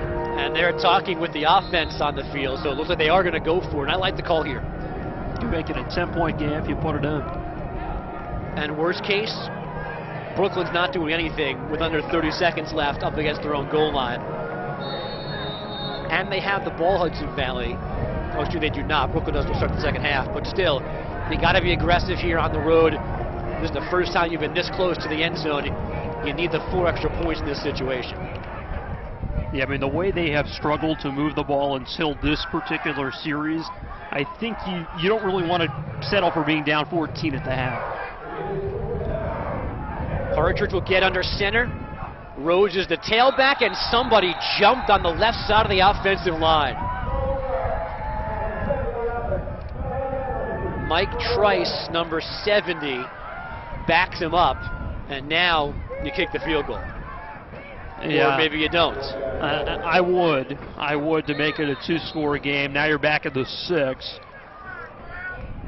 They have a timeout if they want to talk this over, but offense is staying out there. Yep, Partridge goes back to the huddle. And you said it earlier tonight, Andrew, the timing of the penalties, not just the penalties, but the timing of Hudson Valley's penalties has been very, very costly. And that may be the worst of all. There's a big-time gamble from Robert Gordon, the head coach. From the 1 going for the score made sense. From the 6, he'd probably kick, but Partridge looking for that touchdown, trying to keep the play alive, almost fell over himself, finally gets it away, and it's broken up, looking for Rucker, and it was Wolf again in pursuit. That was shades of, I don't know who, Johnny Football maybe, running around back there trying to create about 20 yards behind the line of scrimmage is where he was when he released that ball, at least 10, and that pass play really never had a chance. Right away you can see that Partridge didn't look comfortable, tried to bounce outside, and he is being pursued the entire time, and got that throw away, and Wolf put his hands up and knocked it down. That was Nadaye who was in his face coming off the edge there and really disrupted that play before it had a chance. So 20 seconds on the clock. Heaps is under center still for Brooklyn. Gives to Perkins, who dips his head, gets out near the 10, a little more breathing room for the Bolts, and that will take us to halftime as both benches start to walk off the field. Brooklyn scored the first 20 points of this game. Hudson Valley got some momentum back here late in the second quarter, but the empty trip a moment ago keeps the deficit on the large side of things. It's 20-3 Brooklyn as we hit intermission. Commissioner Brian Woods, first half highlights and stats and much more to come here at intermission at MCU Park when we're back on the FXFL Game of the Week here on ESPN3.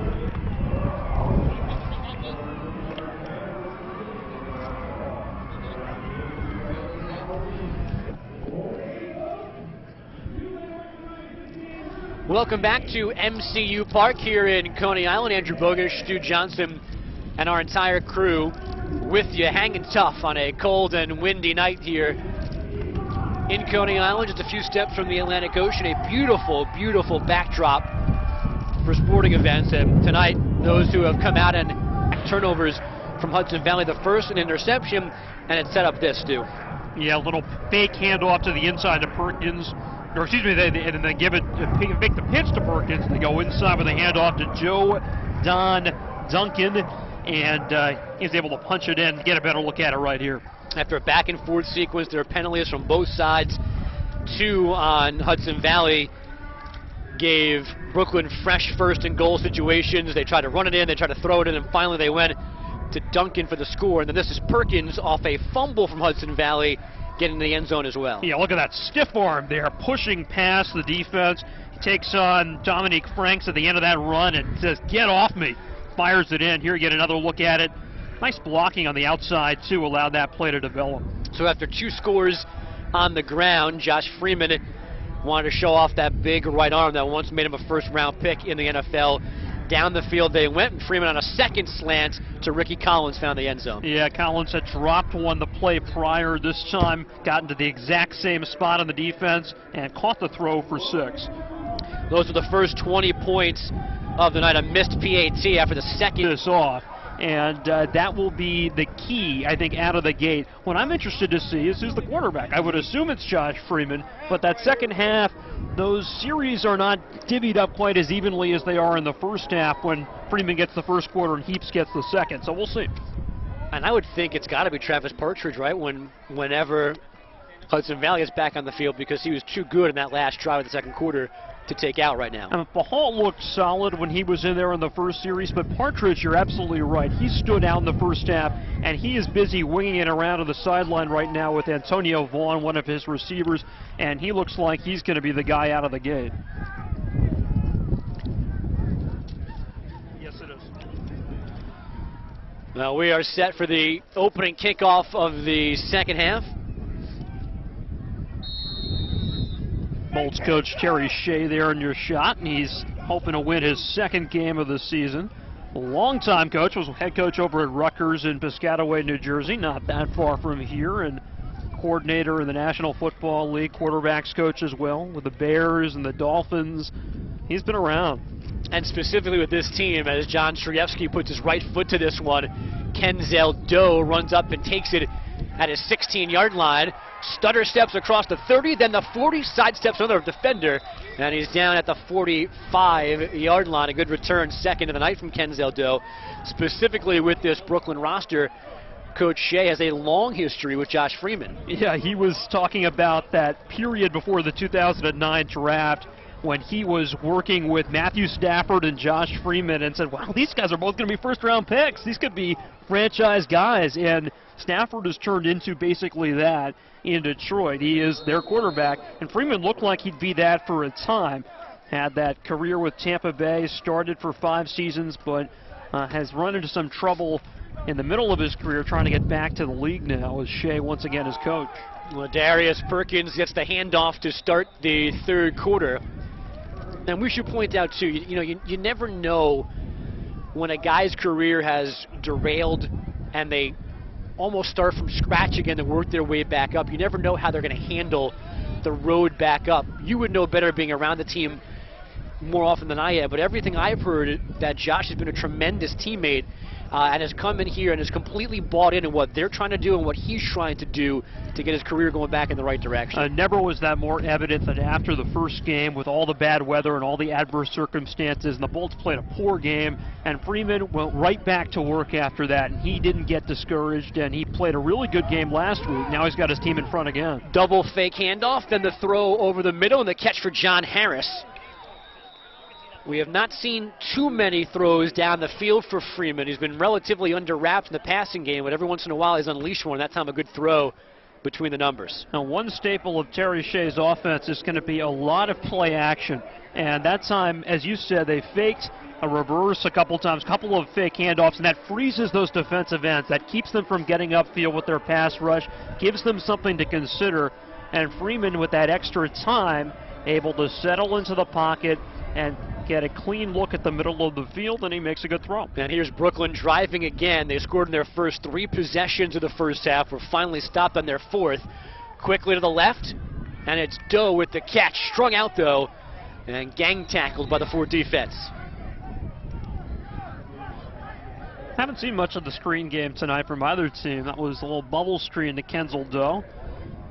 And got one block, but ended up heading more laterally than north and south and ended up getting driven out of bounds for no gain. And Doe's the type of guy who's a playmaker. You want to try to put the ball in his hands one way or another. He had a punt return and a kickoff return for a touchdown when he was at Wisconsin. Shifty slot receiver, and he's the type of guy who you want to feature on the perimeter if you can get him the ball. It's Perkins on a run, trying to get to that right corner, but he can't do it. Maybe a couple on second down for Ladarius Perkins. Passing situation coming up for Brooklyn. Bolts haven't gotten much running game tonight, have they? It's been mostly throwing the football, and here on a 3rd and long, we'll probably see more of that. Perkins had the touchdown run, and he had one longer run on their opening possession that got them further down the field after the interception return that set that drive up. But other than that, nothing really of significance for him. Yeah, a couple of nice runs in the first quarter.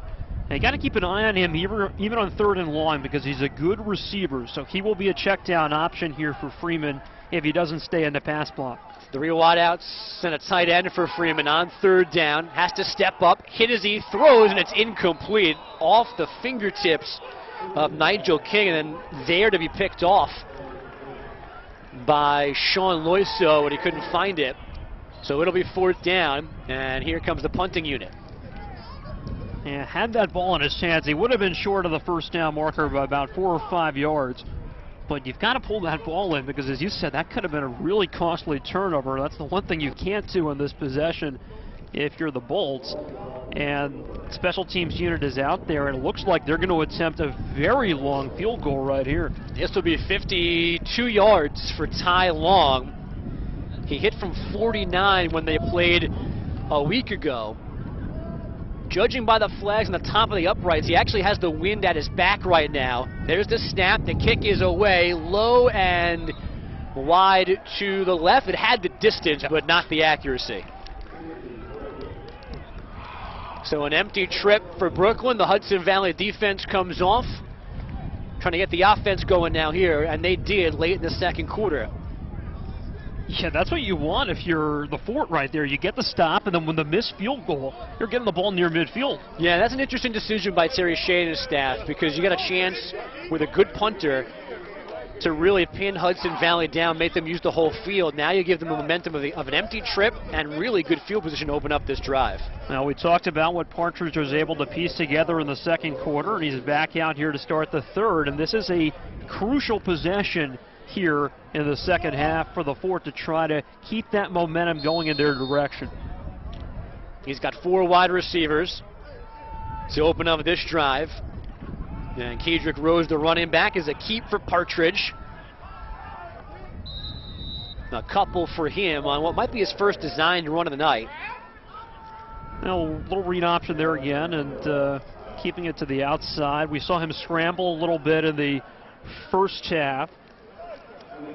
And on that last play that got them to the 1-yard line, he scrambled and nearly scored a touchdown. Just got tripped up inside the 5.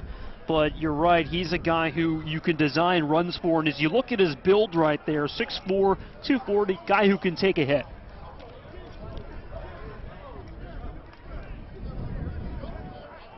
On second down, it's a carry for Rhodes, and he's met right away in the backfield.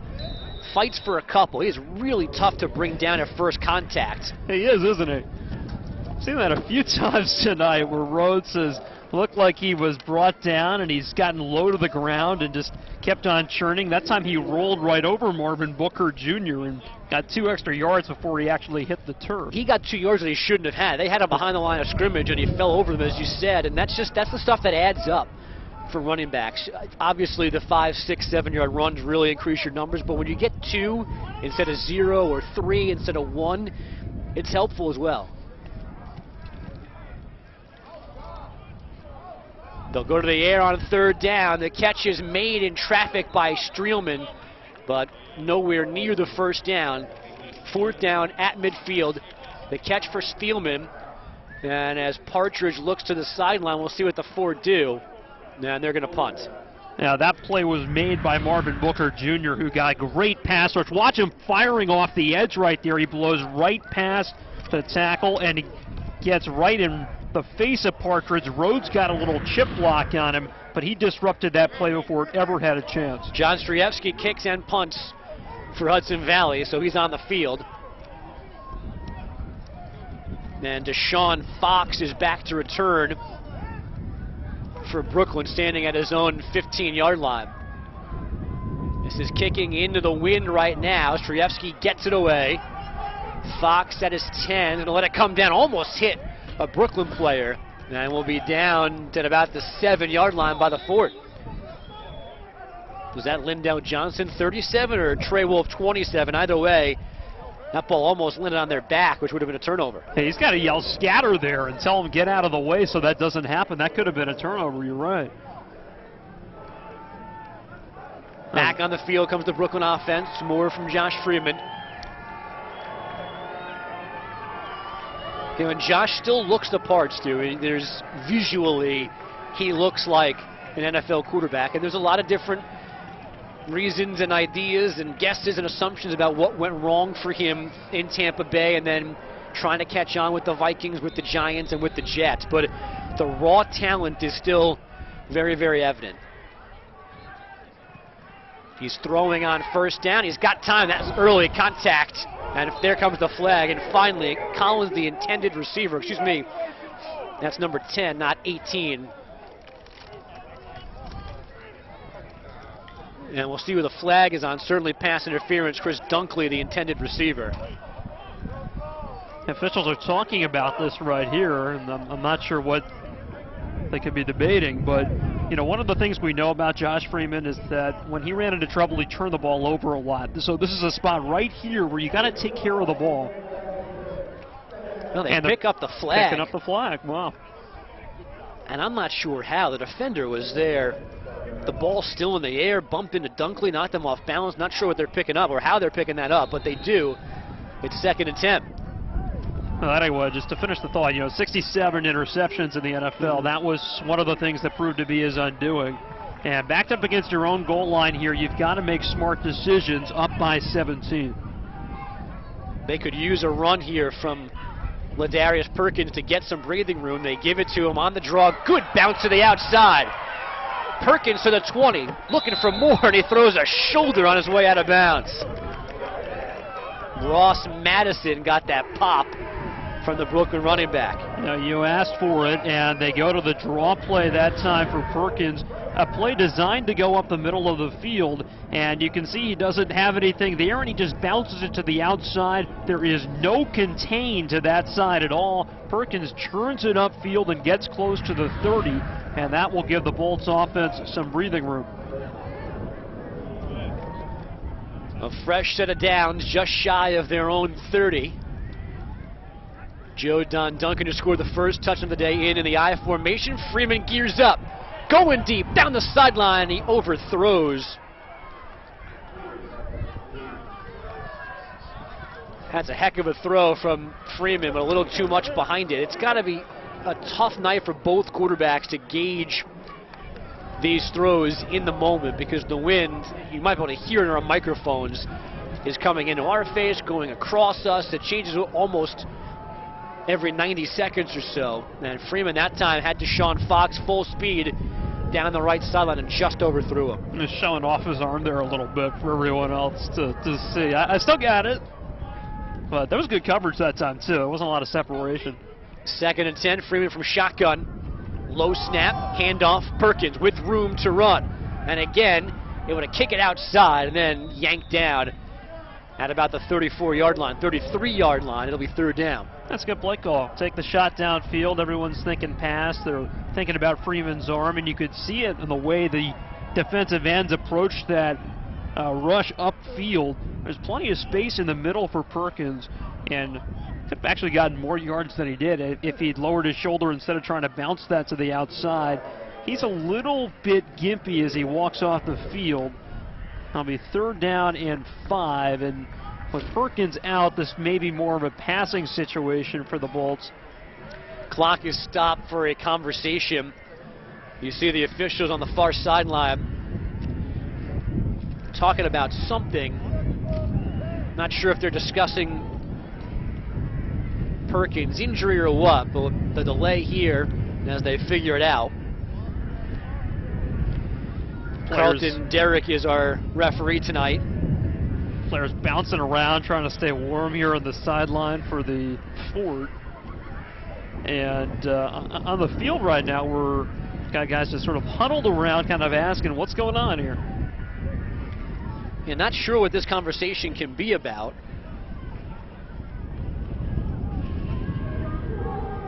If you're wondering, by the way, as you see the infield on the far side of the field, that is not actual dirt. That is still field turf, painted brown. So there is no Oakland Raider O.Co. Coliseum situation here where all of a sudden you're running on dirt, then back on grass, and then back on dirt.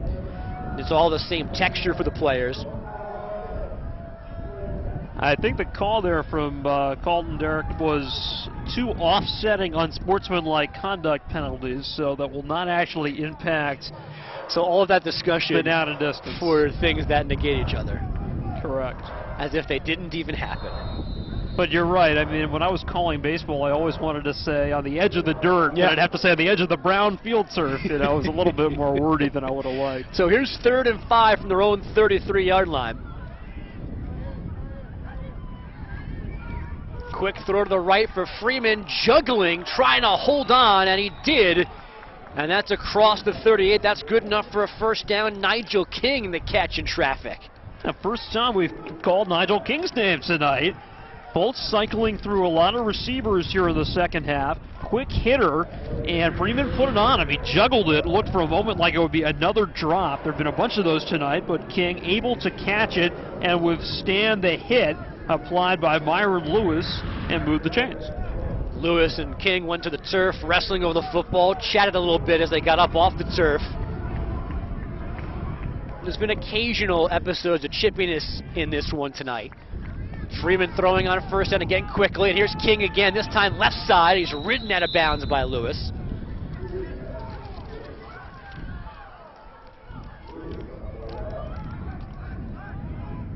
With Ladarius Perkins on the sideline.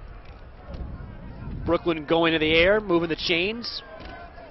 And still though on their side of the field, at the very least taking time off the clock, maintaining their 17-point lead. Freeman's looked very much in control tonight, too. He hasn't made very many ill-advised throws, and he's throwing the ball hard. He's throwing it where only his receiver can make a play most of the time. I've been impressed with what he's been able to orchestrate so far. Joey Yosef is the lone setback. He gets the pitch. Good block to free him a bit. But Hudson Valley continues to be pretty good against the run. A couple for Yosef on first down. Yeah, good pursuit to the ball that time. A little bit of a slow developing play, and on the toss, the linebackers getting over the top and able to make the stop. Here's Terry Shea, and we talked about his offense and what he's stressing to this group in his experience. And you see not only the college head coaching stops on both coasts, but then his run in the NFL with the Chiefs, with the Bears, the Dolphins, the Rams, and then last year coaching the Boston Brawlers within this league. He knows football as well as anybody. He certainly knows offense and quarterbacking. As flags come flying, somebody came across for Hudson Valley, and then somebody moved on the Brooklyn side of things, which always brings a conversation among the officials. It looked like a neutral zone infraction to me. I think you're right. I think Hudson Valley moved across first, but we'll wait for the call here.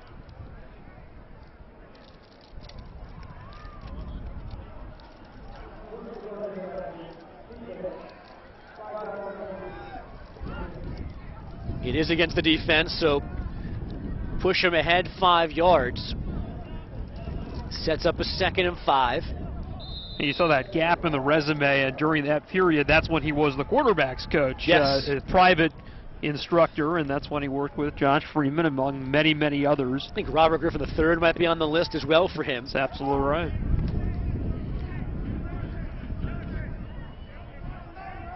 His current quarterback takes the shotgun snap on 2nd and 5. Thrown to the right sideline, too strong. Good coverage on the far sideline. Deshaun Fox, the intended receiver. Hudson Valley on the verge of another defensive stand here. They allow points on Brooklyn's first 3 possessions of the game. Now 2 of those were on short fields thanks to turnovers, but they've certainly put their foot in the ground better the last couple times on the field to slow down this attack. And when they haven't had to defend a short field, they've been fine. They've, on the last possession, gave up a bunch of first downs, then got to stop right about this point in the field, and here they are again on a 3rd and 5, and they could get off the field with a stop here. Might be 4-down territory, though, given the way the Bolts seem to operate. Play is dead at the snap. It's a false start on the offensive line.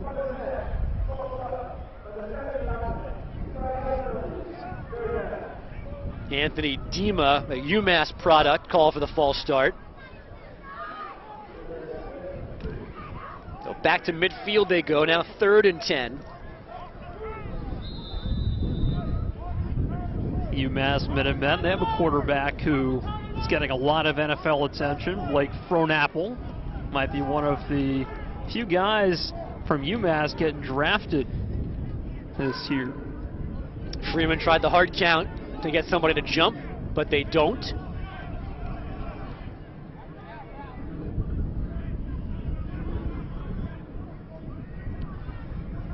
Now the actual snap on 3rd and 10. Throwing right, almost intercepted. Looking for Fox. That might have been Lewis jumping up from the secondary to almost knock that away. 4th down, and this will be a punt now for Brooklyn. Yeah, good job both series here in the second half for the Hudson Valley defense. They bent a little bit but didn't break. Myron Lewis still talking to the Brooklyn sideline after that pass breakup. He's got a lot to say tonight. Webster had a good punt his first time out. He pinned it inside the 20, and that's the type of hidden yardage that's very important in a game like this. Rodney Woodland will receive. This is up and short. Woodland has it go off his fingertips. It's loose. Brooklyn trying to fall on it. Woodland trying to get it back. And it is Bolts football. Well, hidden yardage is big, but turnovers are even bigger, and that is the 3rd giveaway tonight for Hudson Valley. Each of them committed within their own territory, and this one perhaps the worst of all. Good punt from Webster, hung it in the air for plenty of time, was going to be caught at about the 15 or so, and a really costly mistake from Woodland, who almost ran too far up and then had to reach back to catch that ball over his shoulder, and it went off his fingertips and rolled away. That's a hard enough job to begin with. On a night like tonight, it's even worse. 4 Brooklyn players were there first to finally retrieve the football. Now set this up. Full house backfield here for the Bolts. And they'll give it to Fox, the wide receiver. Going to come back now to the near side. Freeman thought about throwing a block. Fox is still running for the corner, reaching. And he's out of bounds. Near the goal line, almost crisscrossing the field completely. What a run by Deshaun Fox. Well, that is a different way to get the ball in the hands of a fast guy. He hasn't caught a lot of balls tonight, but this time they put him in the backfield as one of 3 guys lined up behind Freeman. He runs to the right, sees nothing there, reverses field, and almost like a high school play that time, using his speed. He's so much faster than everybody else, gets right down to the doorstep. It's 2nd down, 2nd and goal from the 5.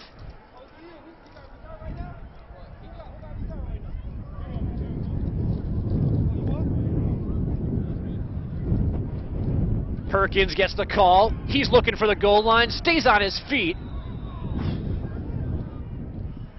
Perkins as close as you can be without getting in the end zone. Here comes 3rd and goal. Right side of the line, one at the point of attack, and well, surprised Perkins didn't get in there. 3rd and goal from the 1. They've had success powering the ball in from this part of the field before with Joe Don Duncan. Something you might want to keep an eye on, but look at the right side of that line. I mean, they won the battle entirely. Perkins looked like he was going to take that one in and couldn't quite do so. Good hit at the very last second. R.J. Roberts, number 94, I believe, was coming down the goal line and threw his shoulder into Perkins to keep him out of the end zone. Don't forget your quarterback, too, here is 6'6", 240, but he's at a shotgun, so no sneak, at least in the traditional way, and now Freeman calls a timeout. 3rd and goal from the 1. A chance for Brooklyn to throw something like a knockout punch late in the 3rd quarter. This big play. 3rd and goal, late 3rd quarter for Brooklyn, trying to build a 24-point lead. The Hudson Valley Ford have hung since late 2nd quarter, trying to make this one interesting, but a 24-point deficit with just over a quarter to go might be too much to recover from. So a big chance here for their defense to keep this one in question for a little while longer. It's 3rd and goal. Freeman will go under center. He was in shotgun when they called timeout originally on this drive, on this play. He's going to hand it off. It's the up back. It's Avery Walker. No signal yet. Brooklyn calling touchdown, but that doesn't matter. Still waiting on a call. They have him short. And they're going to mark him down, it looks like. Not in the end zone. The Hudson Valley defensive line talking some smack there, keeping Brooklyn out. Here comes Joe Don Duncan. He's going to come on the field. Remember, he got the fullback dive earlier in the game and punched it in. Similar play to this one, except Duncan's got a little bit of a bigger body, and he might be an option here as they will go for it. Although they have him lined up to the right in a receiving formation right now. They could motion him, though.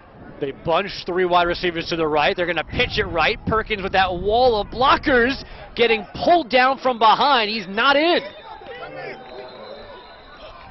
What a stand by the Fort defense. Literally up against their goal line. They don't let Brooklyn in. So the lead stays at 17. Now, that's just a tremendous effort. They tried hammering it inside. That didn't work. So they got numbers to the outside, and they run a toss play. And Perkins is unable to get across the goal line. He got seized from behind. He's still on top of bodies there, so he could have kept on fighting for it. But Hudson Valley's defenders fly to the ball. They push him back, and his forward progress stopped right about the half-yard line.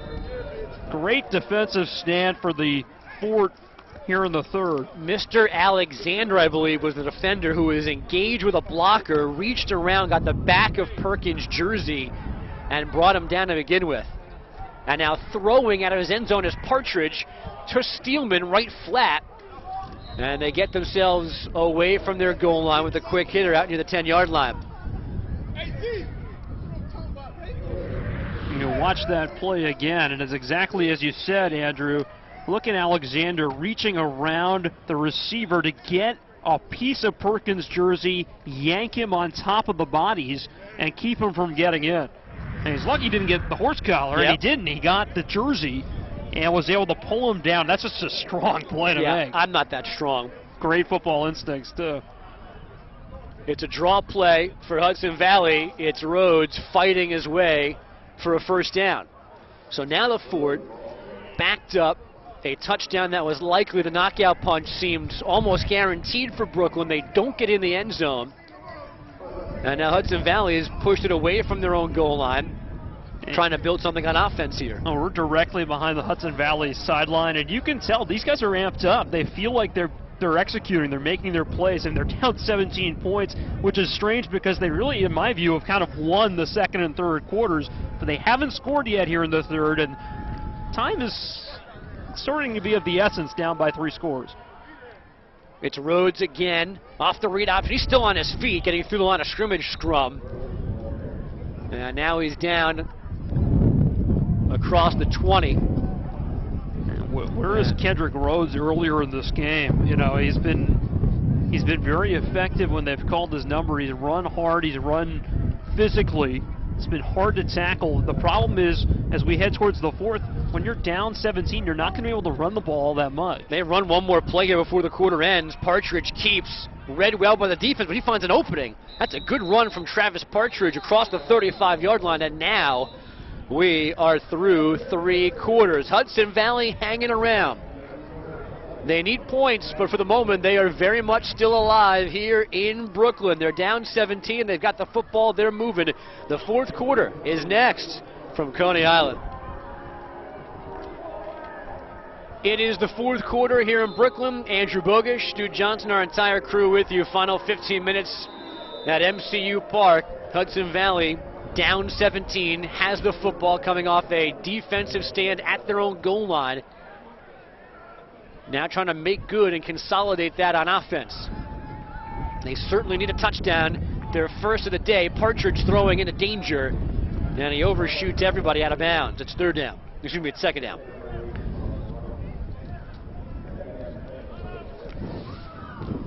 Well, that was one of those plays where you got a quarterback pumping 3 or 4 times. You could probably figure the timing is off, and the pressure was starting to get to him. What Partridge did that was smart there is he threw the ball where it was going to go out of bounds. He didn't put it in harm's way. That has been the biggest problem tonight for the Fort. The turnovers, they've had 3 of them, in case you're just joining us. 2 in the first half that led to points, and another muffed punt here in the second half, third quarter. Partridge, the quote-unquote backup quarterback for Hudson Valley. Everybody has to play. Both teams, every team rotates their quarterbacks in and out. But Casey Paul started and usually does for Hudson Valley. Partridge has come in, and with a drive late in the second quarter, kind of won the job for the rest of the day, as Kedrick Rhodes gets a carry, not for much on second down. And actually, do you even see Paul on the sideline right now? No, and I don't. I was going to say, keep in mind, Vaughn was hurt in the first half a couple of times, actually left the game after his first series with the help of the training staff, came back later, but when the team returned after halftime, Vaughn was not with them on the sideline, so this is very much going to be the Partridge show here in the fourth and the rest of the way. Partridge show, that could have been a sitcom. Or was it? Partridge family, Partridge show. We're too young to know those things. Don't worry about it. It's another generation. Coming near side, went back shoulder, and Partridge could not connect with Rucker. That worked for them in the second quarter on the other sideline, but not here. And it's time to punt for the fourth. Now, the one thing the Bolts defense has done very well tonight is not allow chunk plays. And Bahal had a 72-yard touchdown pass, racked up almost 300 yards of passing when these two teams met last week. Tonight, knowing they had a big lead, knowing the weather was not favorable, and knowing perhaps Bahal is out of the game, they have been very good about keeping everything underneath tonight, and they're making the Fort earn their yards. And when you've got a big lead in the second half, that's generally a good idea. And again, the Fort, who've done a tremendous job here. Again, it was 20-0 in this game as the punt bounces down around the 40, and it'll be touched down there. It was a high snap that Shrievsky kind of pulled down, hesitated, and didn't get that one away cleanly. So fairly good field position for Brooklyn as we look ahead to what's coming. This is the second of 3 straight meetings between these two teams. There's only 3 teams in the league this season, so the schedule is not anything like you would normally see. So they played at Hudson Valley last week. Brooklyn won. Here in Brooklyn, the Bolts winning right now. They'll play next week, then a week off for Robert Gordon's team, and then the Black Tips play up at Dutchess Stadium to close out the regular season. Jay Keeps is back under center, and a quick throw on a slant left side. The catch is made, and out near midfield go the Bolts. That's John Harris. Now, so after only a 21-yard punt, Heaps is back in the game, and he's probably going to play the fourth quarter here. And this is one of those spots where in an NFL game or a competitive college game, you might tell the quarterback to be conservative and manage the game.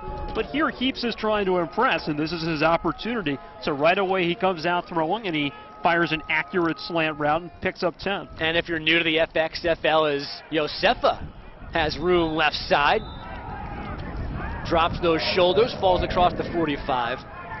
Said it a moment ago, but it's worth repeating with the quarterback change. This has nothing to do, no judgment of Josh Freeman's game. This is how Brooklyn handles the need for everybody to play. Odd quarters to Freeman, and for tonight, the even quarters going to Jay Keeps. And it's his job to put this one to bed.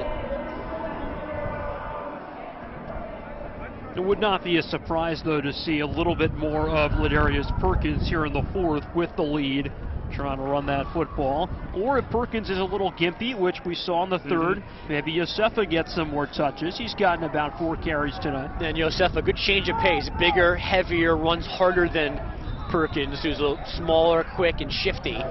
Not much for him that time, though, going left again for Josefa. So it'll be 3rd and 4 coming here for Brooklyn. And a chance for Hudson Valley to get right back off the field. They certainly would need that because the clock now is their enemy. Down 3 scores, 12 minutes and counting left in the game. You don't usually see this, but the Fort just had a line shift. An entirely new defensive line just ran on the field. 4 new bodies. So they're going to bring in some fresh legs for a big 3rd down. You know, we talked in the first half that they only have 1 active running back and only 5 active offensive linemen. The D-line is where they're as deep as any part of their roster right now. Yeah, the entire defense very deep. Keeps throwing left, has but they are well short of the 1st down. Kenzel Doe made the catch. And he's about 2 yards short, rolling around on that far sideline. And they'll bring Cody Webster on to punt again. His last punt, good hang time, misread by Darryl Woodland and then dropped. So Trent Steelman goes back to get this one for the 4th.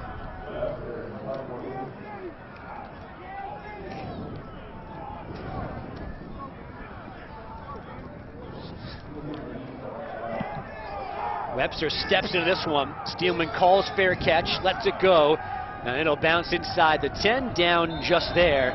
So Webster does his job in a long field for Hudson Valley. Their offense a little pumped up, trying to get themselves going, and they need it. Down 3 scores. When you see what's left time-wise in this 4th quarter. You know, this has actually been an important moment tonight. Cody Webster's had a really good night. He's put 3 punts inside the 25. One of them was muffed.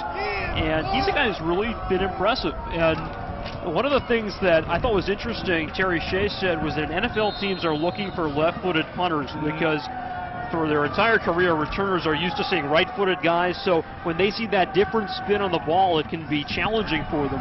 Now, Webster's a guy who was a good punter in college, and he's looked impressive in this league so far. And you know, I would think if you had to pick positions, as Partridge gives to Kedrick Rhodes and can't get away, good penetration up the middle.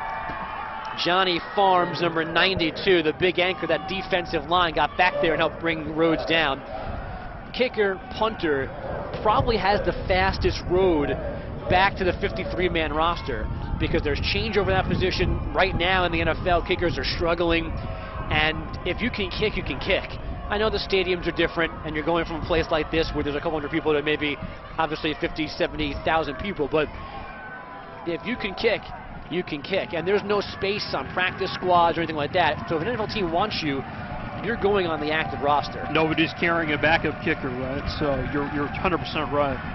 Partridge flushed to his right, got the throw away, but he missed his mark. Wanted Jonathan Haggerty on the far sideline.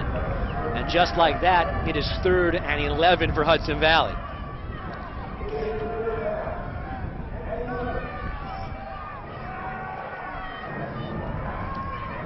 Been an impressive night for the Bolts defense. They forced 2 turnovers, and after giving up 23 points and some long passing plays in their last meeting with the Fort, tonight they've been very impressive. The only thing they haven't done, which they did in the first meeting a week ago, was sack the 4 quarterbacks. There were 6 sacks in that game. Partridge coming right below us, and he's got his man. Little push to get free of the defender. It's Dante Moore with the grab and a big first down for the Fort. Dante Moore with good timing on his break that right there had Partridge and Moore right on the same page. And as you said, extended his hands just a little bit to get some separation at the top of his route. Came back, found the football, and secured it for the catch. Big gainer and a first down, so we get one more quick look at the end of that play. A nice job to make that catch when the Fort really needed it on 3rd and 11. Against Lionel Smith, and defensive backs hate that. They always complain, and for the most part, rightfully so. They can't do anything to a wide receiver this day and age, but Smith certainly had his route to that football affected by Moore. Handoff this time, with again not much doing for Kedrick Rhodes. Yeah, it's tough. I mean, right there, you're looking at the Bolts defense. They've got a single high safety. They've got the defensive back spread out with a 4 wide look. You have numbers in the box. You think you should be able to run the ball, but as was the case in the handoff on the first series just there, they can't get anything on first down, and now they're behind in the chains at 2nd and long. Clock is running. Under 9 minutes to go, needing 3 scores. They need to go faster to the Fort. Firing far side. That's almost intercepted. Partridge underthrew his receiver. Mylan Hicks, I believe, had his hands on it. Couldn't bring it down.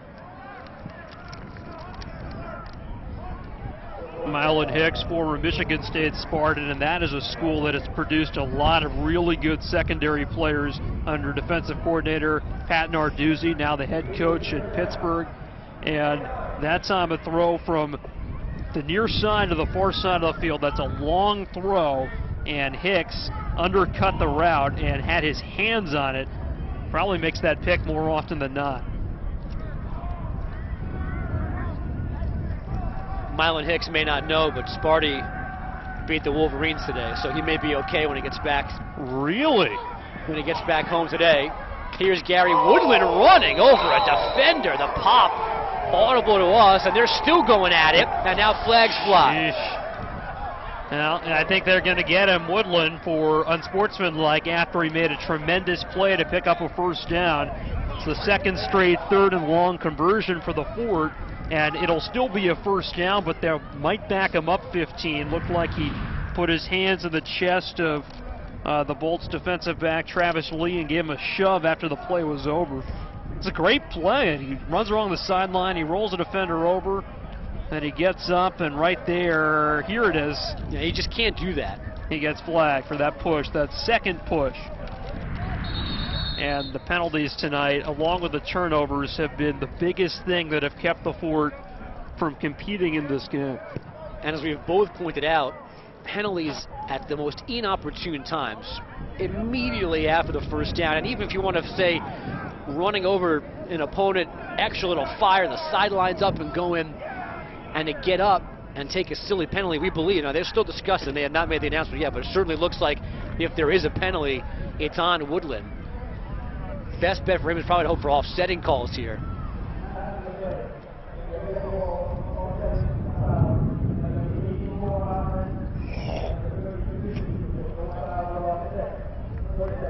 Well, you got exactly what you were saying he was hoping for, and frankly, I think that might have been a bit of a cop-out because I didn't see much coming in his direction from the other side. But I think they wanted to let the play stand, basically, and so that's what they call. It'll be 1st and 10. That's a big break for Hudson Valley. So it's like nothing happened again. It's first down from the 45 of Brooklyn. Clock is running again, just about halfway through the 4th quarter, still needing 3 scores. Hudson Valley looking for one here, over the middle of the field, and again almost intercepted. It was for Woodland, who was in amongst multiple defenders. Jason Taylor broke that one up. Yeah, I mean, that was just not a well-advised throw. There was plenty of time to release the ball. Great pass protection. Taylor was the linebacker in the middle of the field, and he did a nice job getting depth, backpedaling while watching the eyes of Travis Partridge. And as he kept moving back, he found the football in front of the target, got his fingertips on it. A couple defensive backs on either side as well, so he was pretty much bracketed right there. 2nd and 10 for Hudson Valley.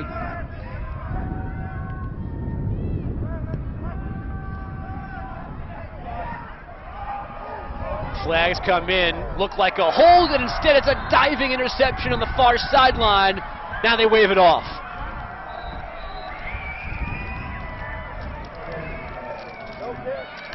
Now that was Mylan Hicks, and he made a terrific diving attempt, but I think he landed out of bounds, and here's the call.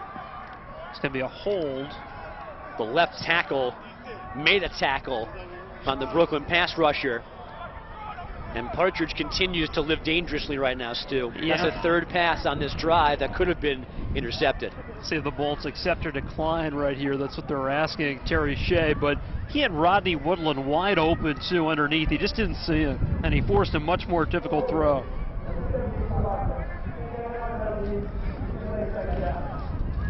Woodland was running basically free, a short route, about 5 or 6 yards past the line of scrimmage over the middle of the field.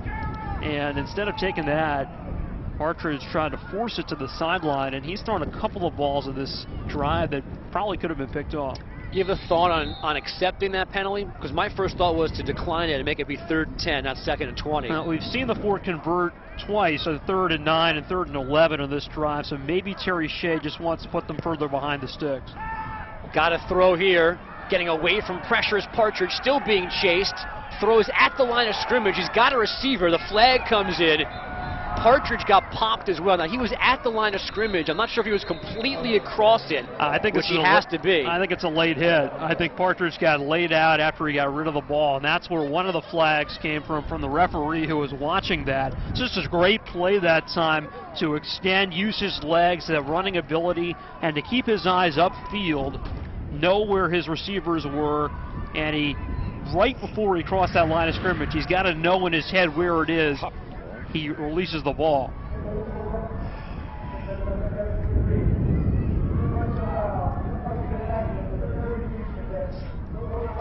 So we have a penalty for a low block on an offensive lineman. That is a point of emphasis. You cannot block below the knees in the FXFL. That's the one call. Then there was the late hit against the quarterback Partridge, so that offsets again. Then we go back to 2nd and 20. Yeah, and that is makes that penalty look all the worse, hitting the quarterback late, because that's the second penalty that occurred, and had they not done that, it would have been 2nd down and 35. But you're right, in the FXFL, they do not want offensive linemen to cut block.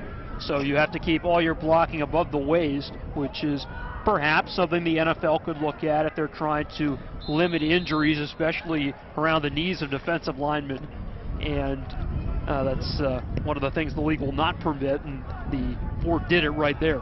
Mike Westhoff, a long time, very, very good special teams coach in the NFL, has played a big hand in the rule book of the FXFL as they give to Rhodes on 2nd and long, and he gets a lot of that back running away from us across midfield.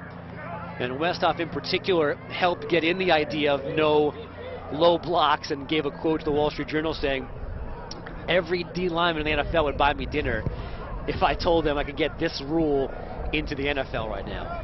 Yeah, Mike Westhoff, one of the great characters in the game, spent decades as the special teams coach for the New York Jets. So they cut the hole in half. It's now 3rd and 10 after 2nd and 20 on the good run from Rhodes. But still work to do for Hudson Valley, and the clock's still running, still down 17 points.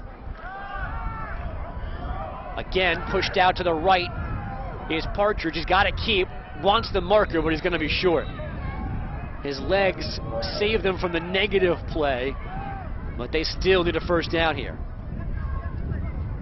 Yeah, this is certainly going to make it manageable, though. It'll be 4th down at about 2 or 3. On the top of your screen, you're going to see the pressure coming from Nadaye, and he scoots around it. Realizes he's got to run for it, and makes it 4th down at about 4, actually, where he stepped out. And they're going to think this one over. Big play coming up here for the Ford. It's a Hudson Valley timeout. They need a 1st down, then they need points. Down 17 here in Coney Island.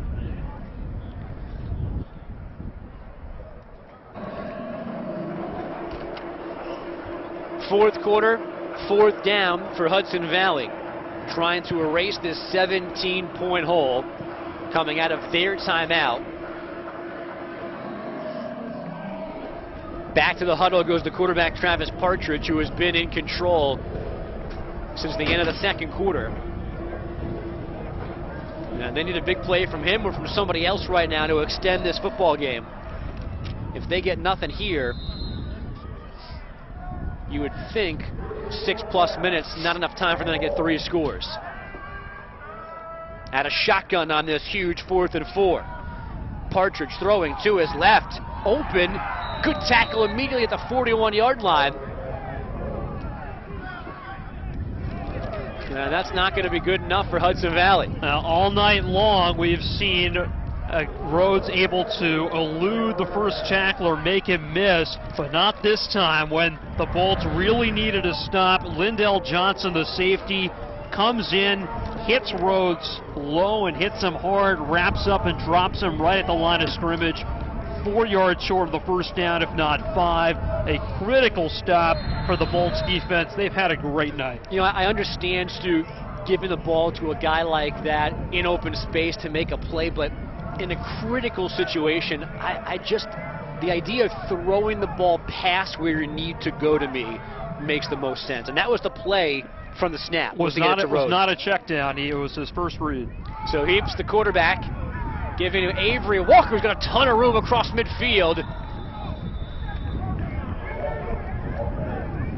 And guys not named Ladarius Perkins continue to carry the load here out of the backfield. This time it's Walker from hockey powerhouse Bemidji State showing off that speed around the corner. Yeah, you're right. Does a nice job accelerating as he gets to that 2nd level of the defense. Turns on the jets and gets across midfield. And this now, for the most part for Brooklyn, about getting those final 6 minutes off the clock here. Getting inside, getting warm, and celebrating what could be their 2nd win of the season. Pressure up the middle, Heaps gets away. loads and fires and misses everybody. We've got an injured offensive lineman to slow to get up now. He seems to be okay for Brooklyn. Here's what the Bolts do after today.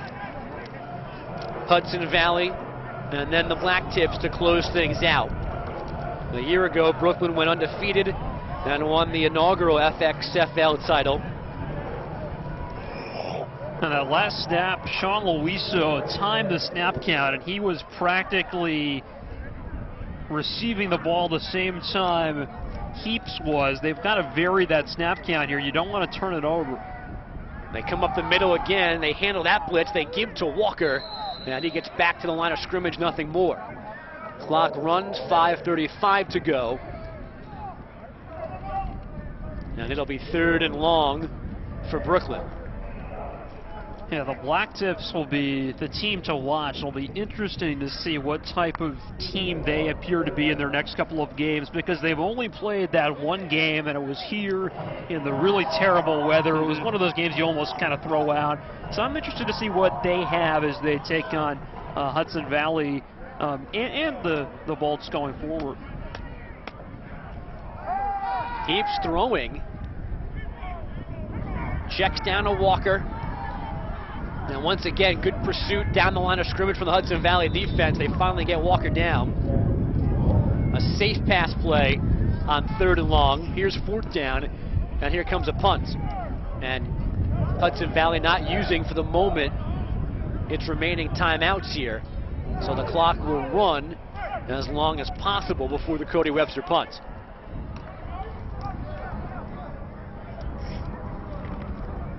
Webster's had a nice night dropping those punts inside the 20, and this is a spot where if you're Hudson Valley, you might try to go get the punter a little bit, try to block something. High snap. Webster handles it and keeps it. Running around the sideline, he's wide open, still going with a 1st down and then out of bounds. I mean, saying a nice night before that. How about now? Guy's an athlete.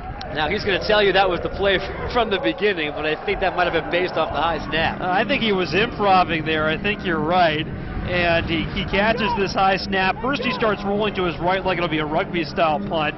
And then he just decides, you know what? I'm going to hang on to this one, and ends up getting more than enough for the 1st. Just nobody on the near sideline for Hudson Valley, so heads-up play by the Purdue grad, still wearing the Purdue hand warmers. Yeah, how'd you know? The big gold P just hanging out in his lower back. If the game wasn't over to begin with, it probably is now. 4:09 to go. The 3-score differential. Brooklyn keeps it. It's almost the right colors. It's close. The Bolts using their regular offense as Heaps gets dragged down from behind. Monte Taylor got the sack right there, the hybrid linebacker defensive end from University of Cincinnati. And he came down on one of Heaps' legs, and Jake is now limping towards the sideline to get that play. Comes limping back into the huddle.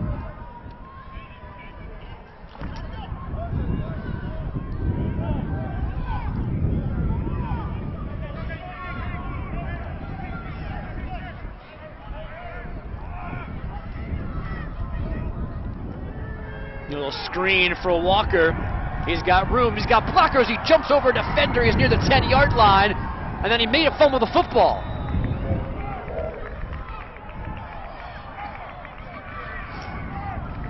It remains Brooklyn football. Somebody recovered it, the beanbags were out, so Walker put it down.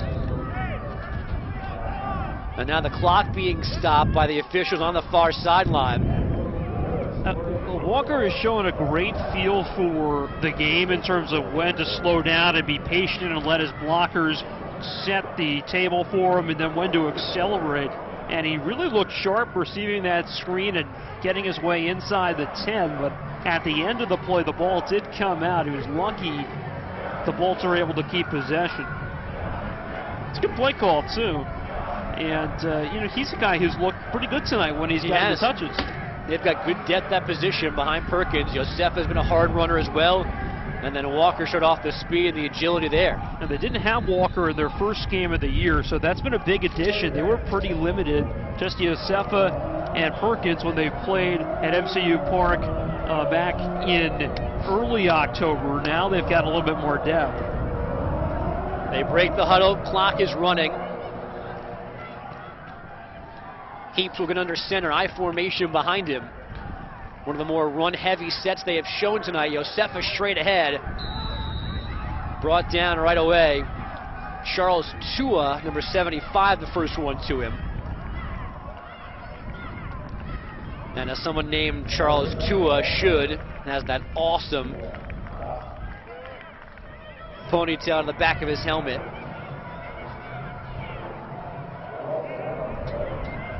That's quite a look.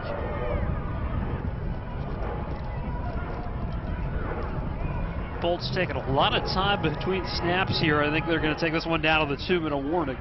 And with a 17-point lead, certainly can't argue that. Ain't gonna get no warning. They walk off, trying to put the finishing touches on this win. The final 2 minutes from Brooklyn are next on ESPN 3.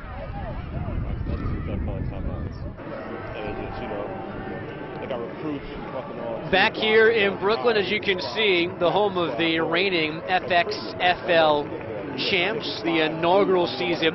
The Bolts went through it undefeated, won the title over Omaha with Boston and the Black Tips in the rearview mirror. There you see a long list of players that were in this league a year ago and got brought up to the NFL in some regard afterwards. I think it's the fun number ended up being about 30% of the league that found itself back with some kind of NFL contract after spending the fall with the FXFL.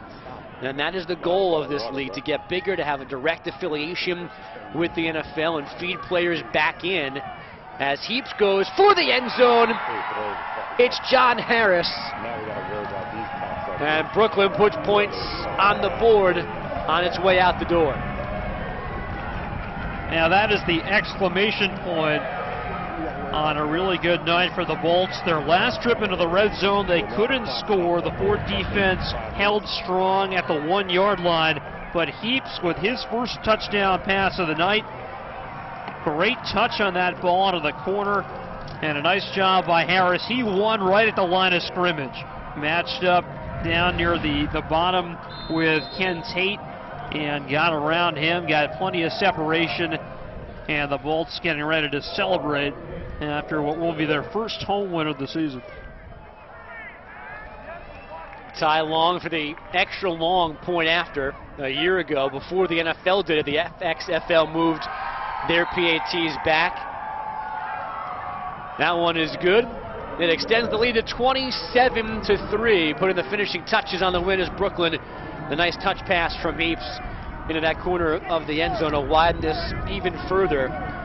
Brooklyn scored the first 20 points of the night. That was way back early in the second quarter. They got their third touchdown of the day. Since then, Hudson Valley Stu has tried to get closer, to get closer, to get closer. They have thought about it. They have flirted with a real run in this game to make it interesting. But for a number of different reasons, ill-timed penalties, a good defensive stand from Brooklyn, they just never got over the hump and really put themselves back alongside the Bolts tonight. Yeah, they had one brief opening where they had some momentum in the game. They played a good second quarter, didn't allow any points, got a field goal, a long field goal too at the end of the first half, or in the second quarter I should say. Then before the end of the first half, they went for it on 4th down and goal from the 6, could not convert, came out in the second half, moved the ball but couldn't turn it into points, and from there the Bolts have kind of put the game away. Long drives tonight, efficient quarterback play for both Freeman and Heaps, and most importantly, Brooklyn is taking care of the football, and when the Ford have not, they've taken advantage. That's a good point.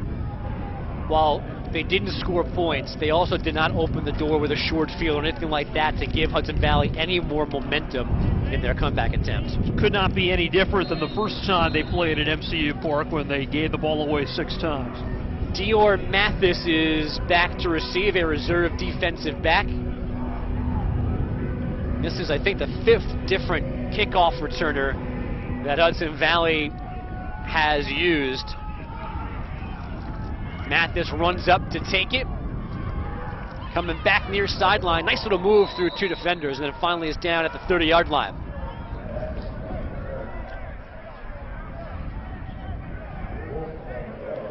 At this point, you send the offense back out there, and it'll be Travis Partridge once again at quarterback. And we did see Casey Bahal on the sideline during the last commercial break. He's got the hoodie on, and he's not dressed as though he's ready to come back into the game. So our guess is that Bahal, we saw him a little nicked up in the first half, went in at halftime, was looked at by the training staff and told, or was not cleared to come back and play the second half. So that's why we've seen Partridge out there. Copy it. I think it's for the fireworks, which apparently they're setting off, so they need us all to clear out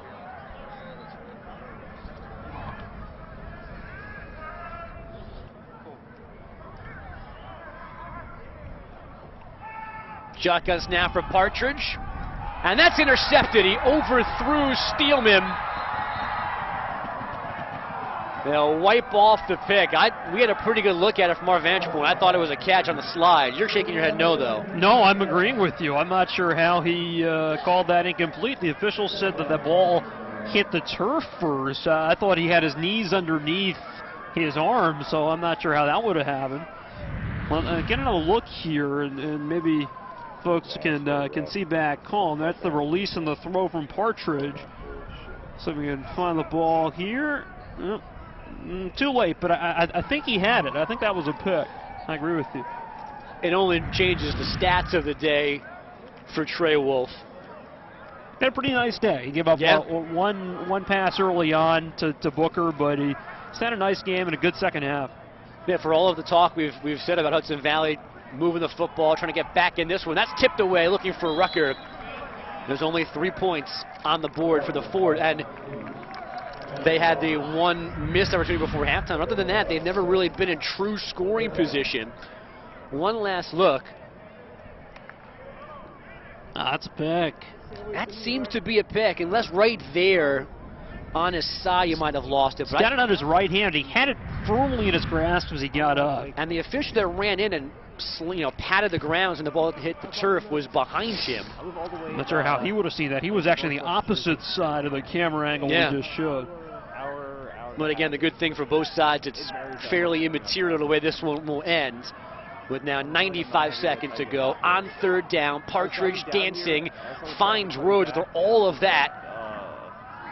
Kedrick Rhodes got a pop, fought through it, and almost reached for a first down. Matt Hansen, who started this game with an interception and a long return, setting up the first Brooklyn touchdown. That brought the boom on Rhodes. I mean, if it wasn't cold, I mean, actually performing a lot better. It's fourth down and 2 for Hudson Valley. Final minute here in Brooklyn.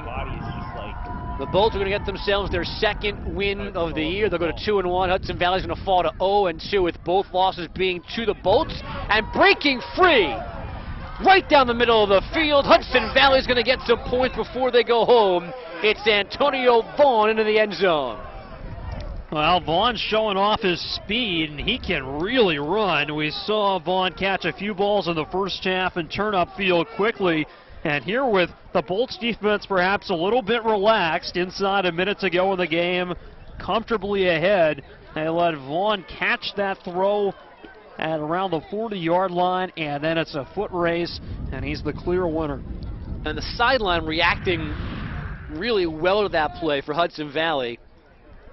It's another good throw, too, here by Partridge. Hit him right in stride. And Partridge has had a good night. He's made a lot of good throws, and here finally he gets rewarded. And for the first time today, the Ford find the end zone. The whole bench got up, and the second that Vaughn broke free, they were up on their feet. A lot of the players went and met him on the field coming off of it. In a game that was over, they show some excitement as the Strejewski PAT gets blocked. That's the second one in that direction. That gets thumped down to the ground. Partridge recovers to stop any kind of return for Brooklyn. So 27-9 now reads the scoreboard with 40 seconds to go. Yeah, I think we had another mishandled snap right there, too. That was Partridge holding, and he juggled it a little bit.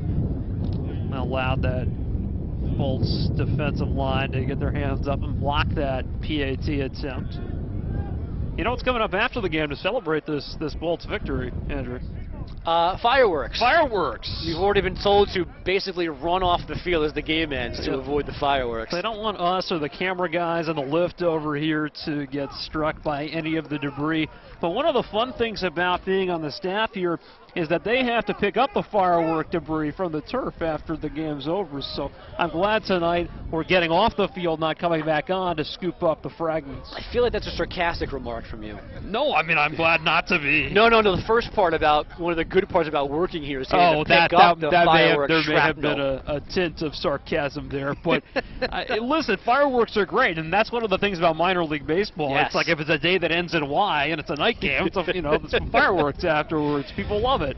On an October night, we'll light up the sky, and the Bolts will be 2-1. I might set up for a bonfire as opposed to fireworks, just to throw myself across and fall out.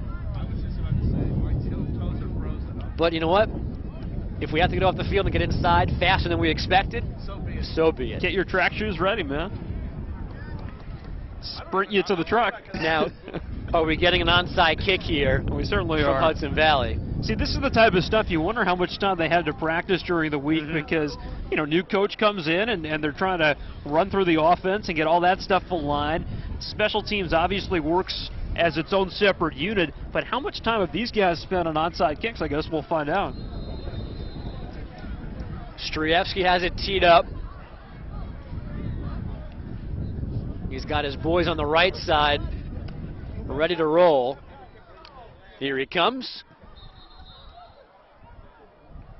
Yeah, we've got a flag on contact, and that usually means somebody went too soon on the kicking team, and there's a couple of Ford personnel who just walk away from the sideline shaking their head. I mean, the kick itself was exactly what you wanted it to be. Popped it up off the ground, got a nice high hop. Would have given the guys on the far side of the field a chance to go up and maybe make a play on the ball. We're going to have a meeting to talk about this over there. It's important that they get this right, after all. Yes. Yeah. I'll remind them, though, that there's a fireworks show coming up after the game. It's hard to believe. This is now a over 3-hour game. I believe they've not enforced a penalty, and we'll just redo the kick.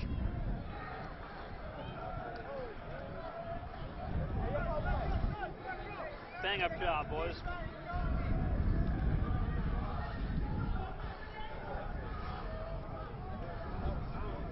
Well, Strejewski's got one good-looking onside kick out of the way. Let's see if he can have another one that counts.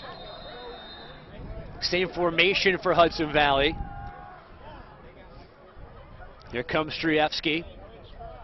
The bounce to the right side, and Brooklyn runs up and gets it and breaks free. It's Duncan. How often do you see that? Running up, taking the onside kick, and going right back the other way. Joe Don Duncan with his second touchdown of the game. What an alert play. He got a nose for the end zone. He's already scored on a fullback dive from 1 yard out. It's like, I want to do that again. And he attacks the onside kick. He actually comes up to receive it before the 10 yards, gets it about 8 yards into the air, and he is off and motoring into the end zone. And we were stuck on 20-3 as a score for forever, it felt like, and now we've had 3 touchdowns in the last few minutes here. Yeah, it won't quite top the 3 touchdowns in, I think it was 20-something seconds in the home finale last year for the Bolts, but this has been a flurry of scoring in the final minutes.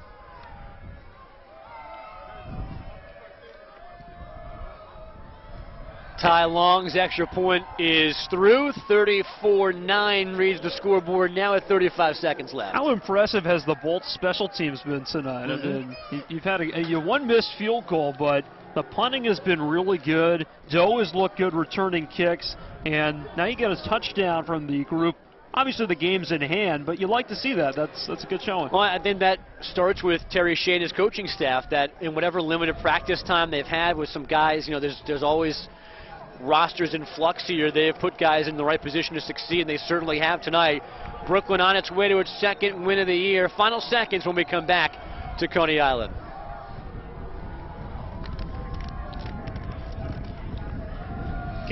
Can I ask why we're taking a...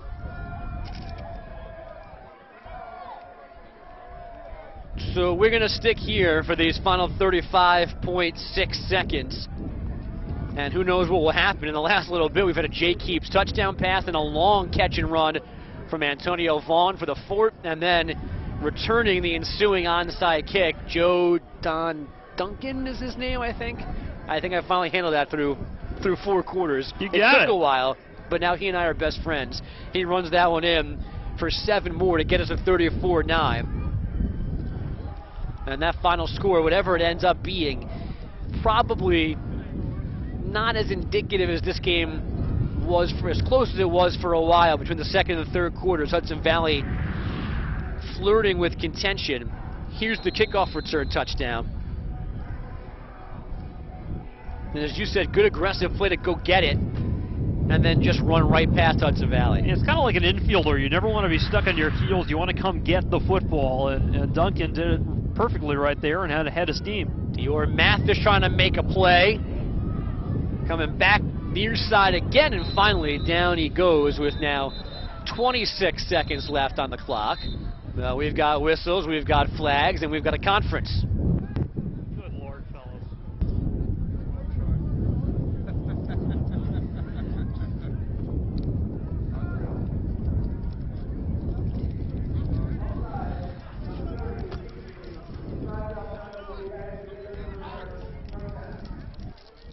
Offsides on the kicking team. They'll just add 5 yards to the end of the return. And we'll see how fast Hudson Valley lets us watch fireworks here in Brooklyn.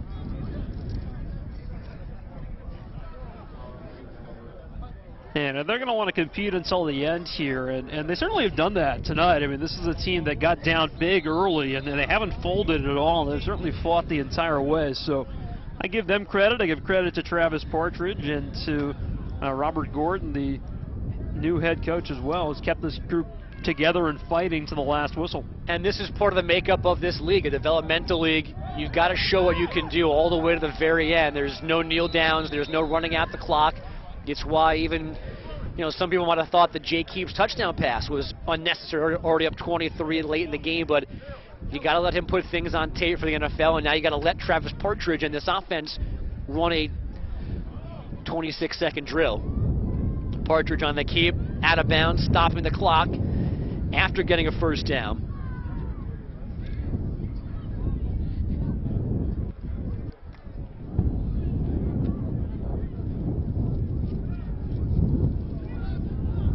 Antonio Vaughn caught the long touchdown pass on their last possession.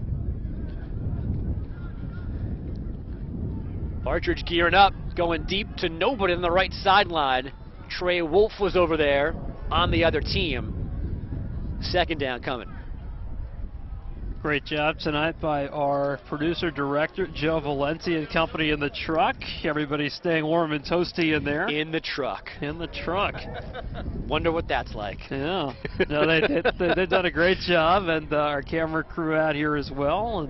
And they probably hate us because nine times out of 10, we're in a comfy little booth. That's right. And the camera guys are always out here in the cold.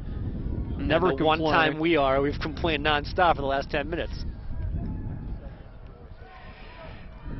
Partridge looking to throw, has nowhere to go, finally finds, thought that was Rhodes out of the backfield. It's not. It is Darryl Thompson. He's yanked down by one hand. And that is going to be it for the moment. The clock is at 0. Some Hudson Valley players are mad that it is. And there was a timeout called. There's a couple of disappointed Fort players who could not have cared less that their team called timeout. They were getting off this field as soon as they can, and they just gave Carlton Derrick, the referee, a dirty, dirty look as he signaled timeout. They're not the only ones. So we will get one more play. They'll put 4 seconds back on the clock. And what has been a never-ending final 2 minutes is almost over here at MCU Park. And as we've known for a while now, Brooklyn's going to improve to 2-1. Hudson Valley will drop to 0-2, and they'll play again in a week up at Dutchess Stadium. Finishing a very odd home and home quirky schedule with just 3 teams in the league this year. Partridge on our last play, presumably, has Rhodes out of the backfield. He's surrounded, down he goes, and now we should finally be done, although Partridge is tied up behind the play with a defensive player. So we've got Booker and Partridge, and here comes some more 4 players, and we're not going to be done yet. You don't want to see this. This is terrible. We've got punches being thrown. There's 2 different sets of confrontations right now. They've got to get Partridge out of there. He's got his helmet up talking to a different Brooklyn defender right now. Guys have calmed down.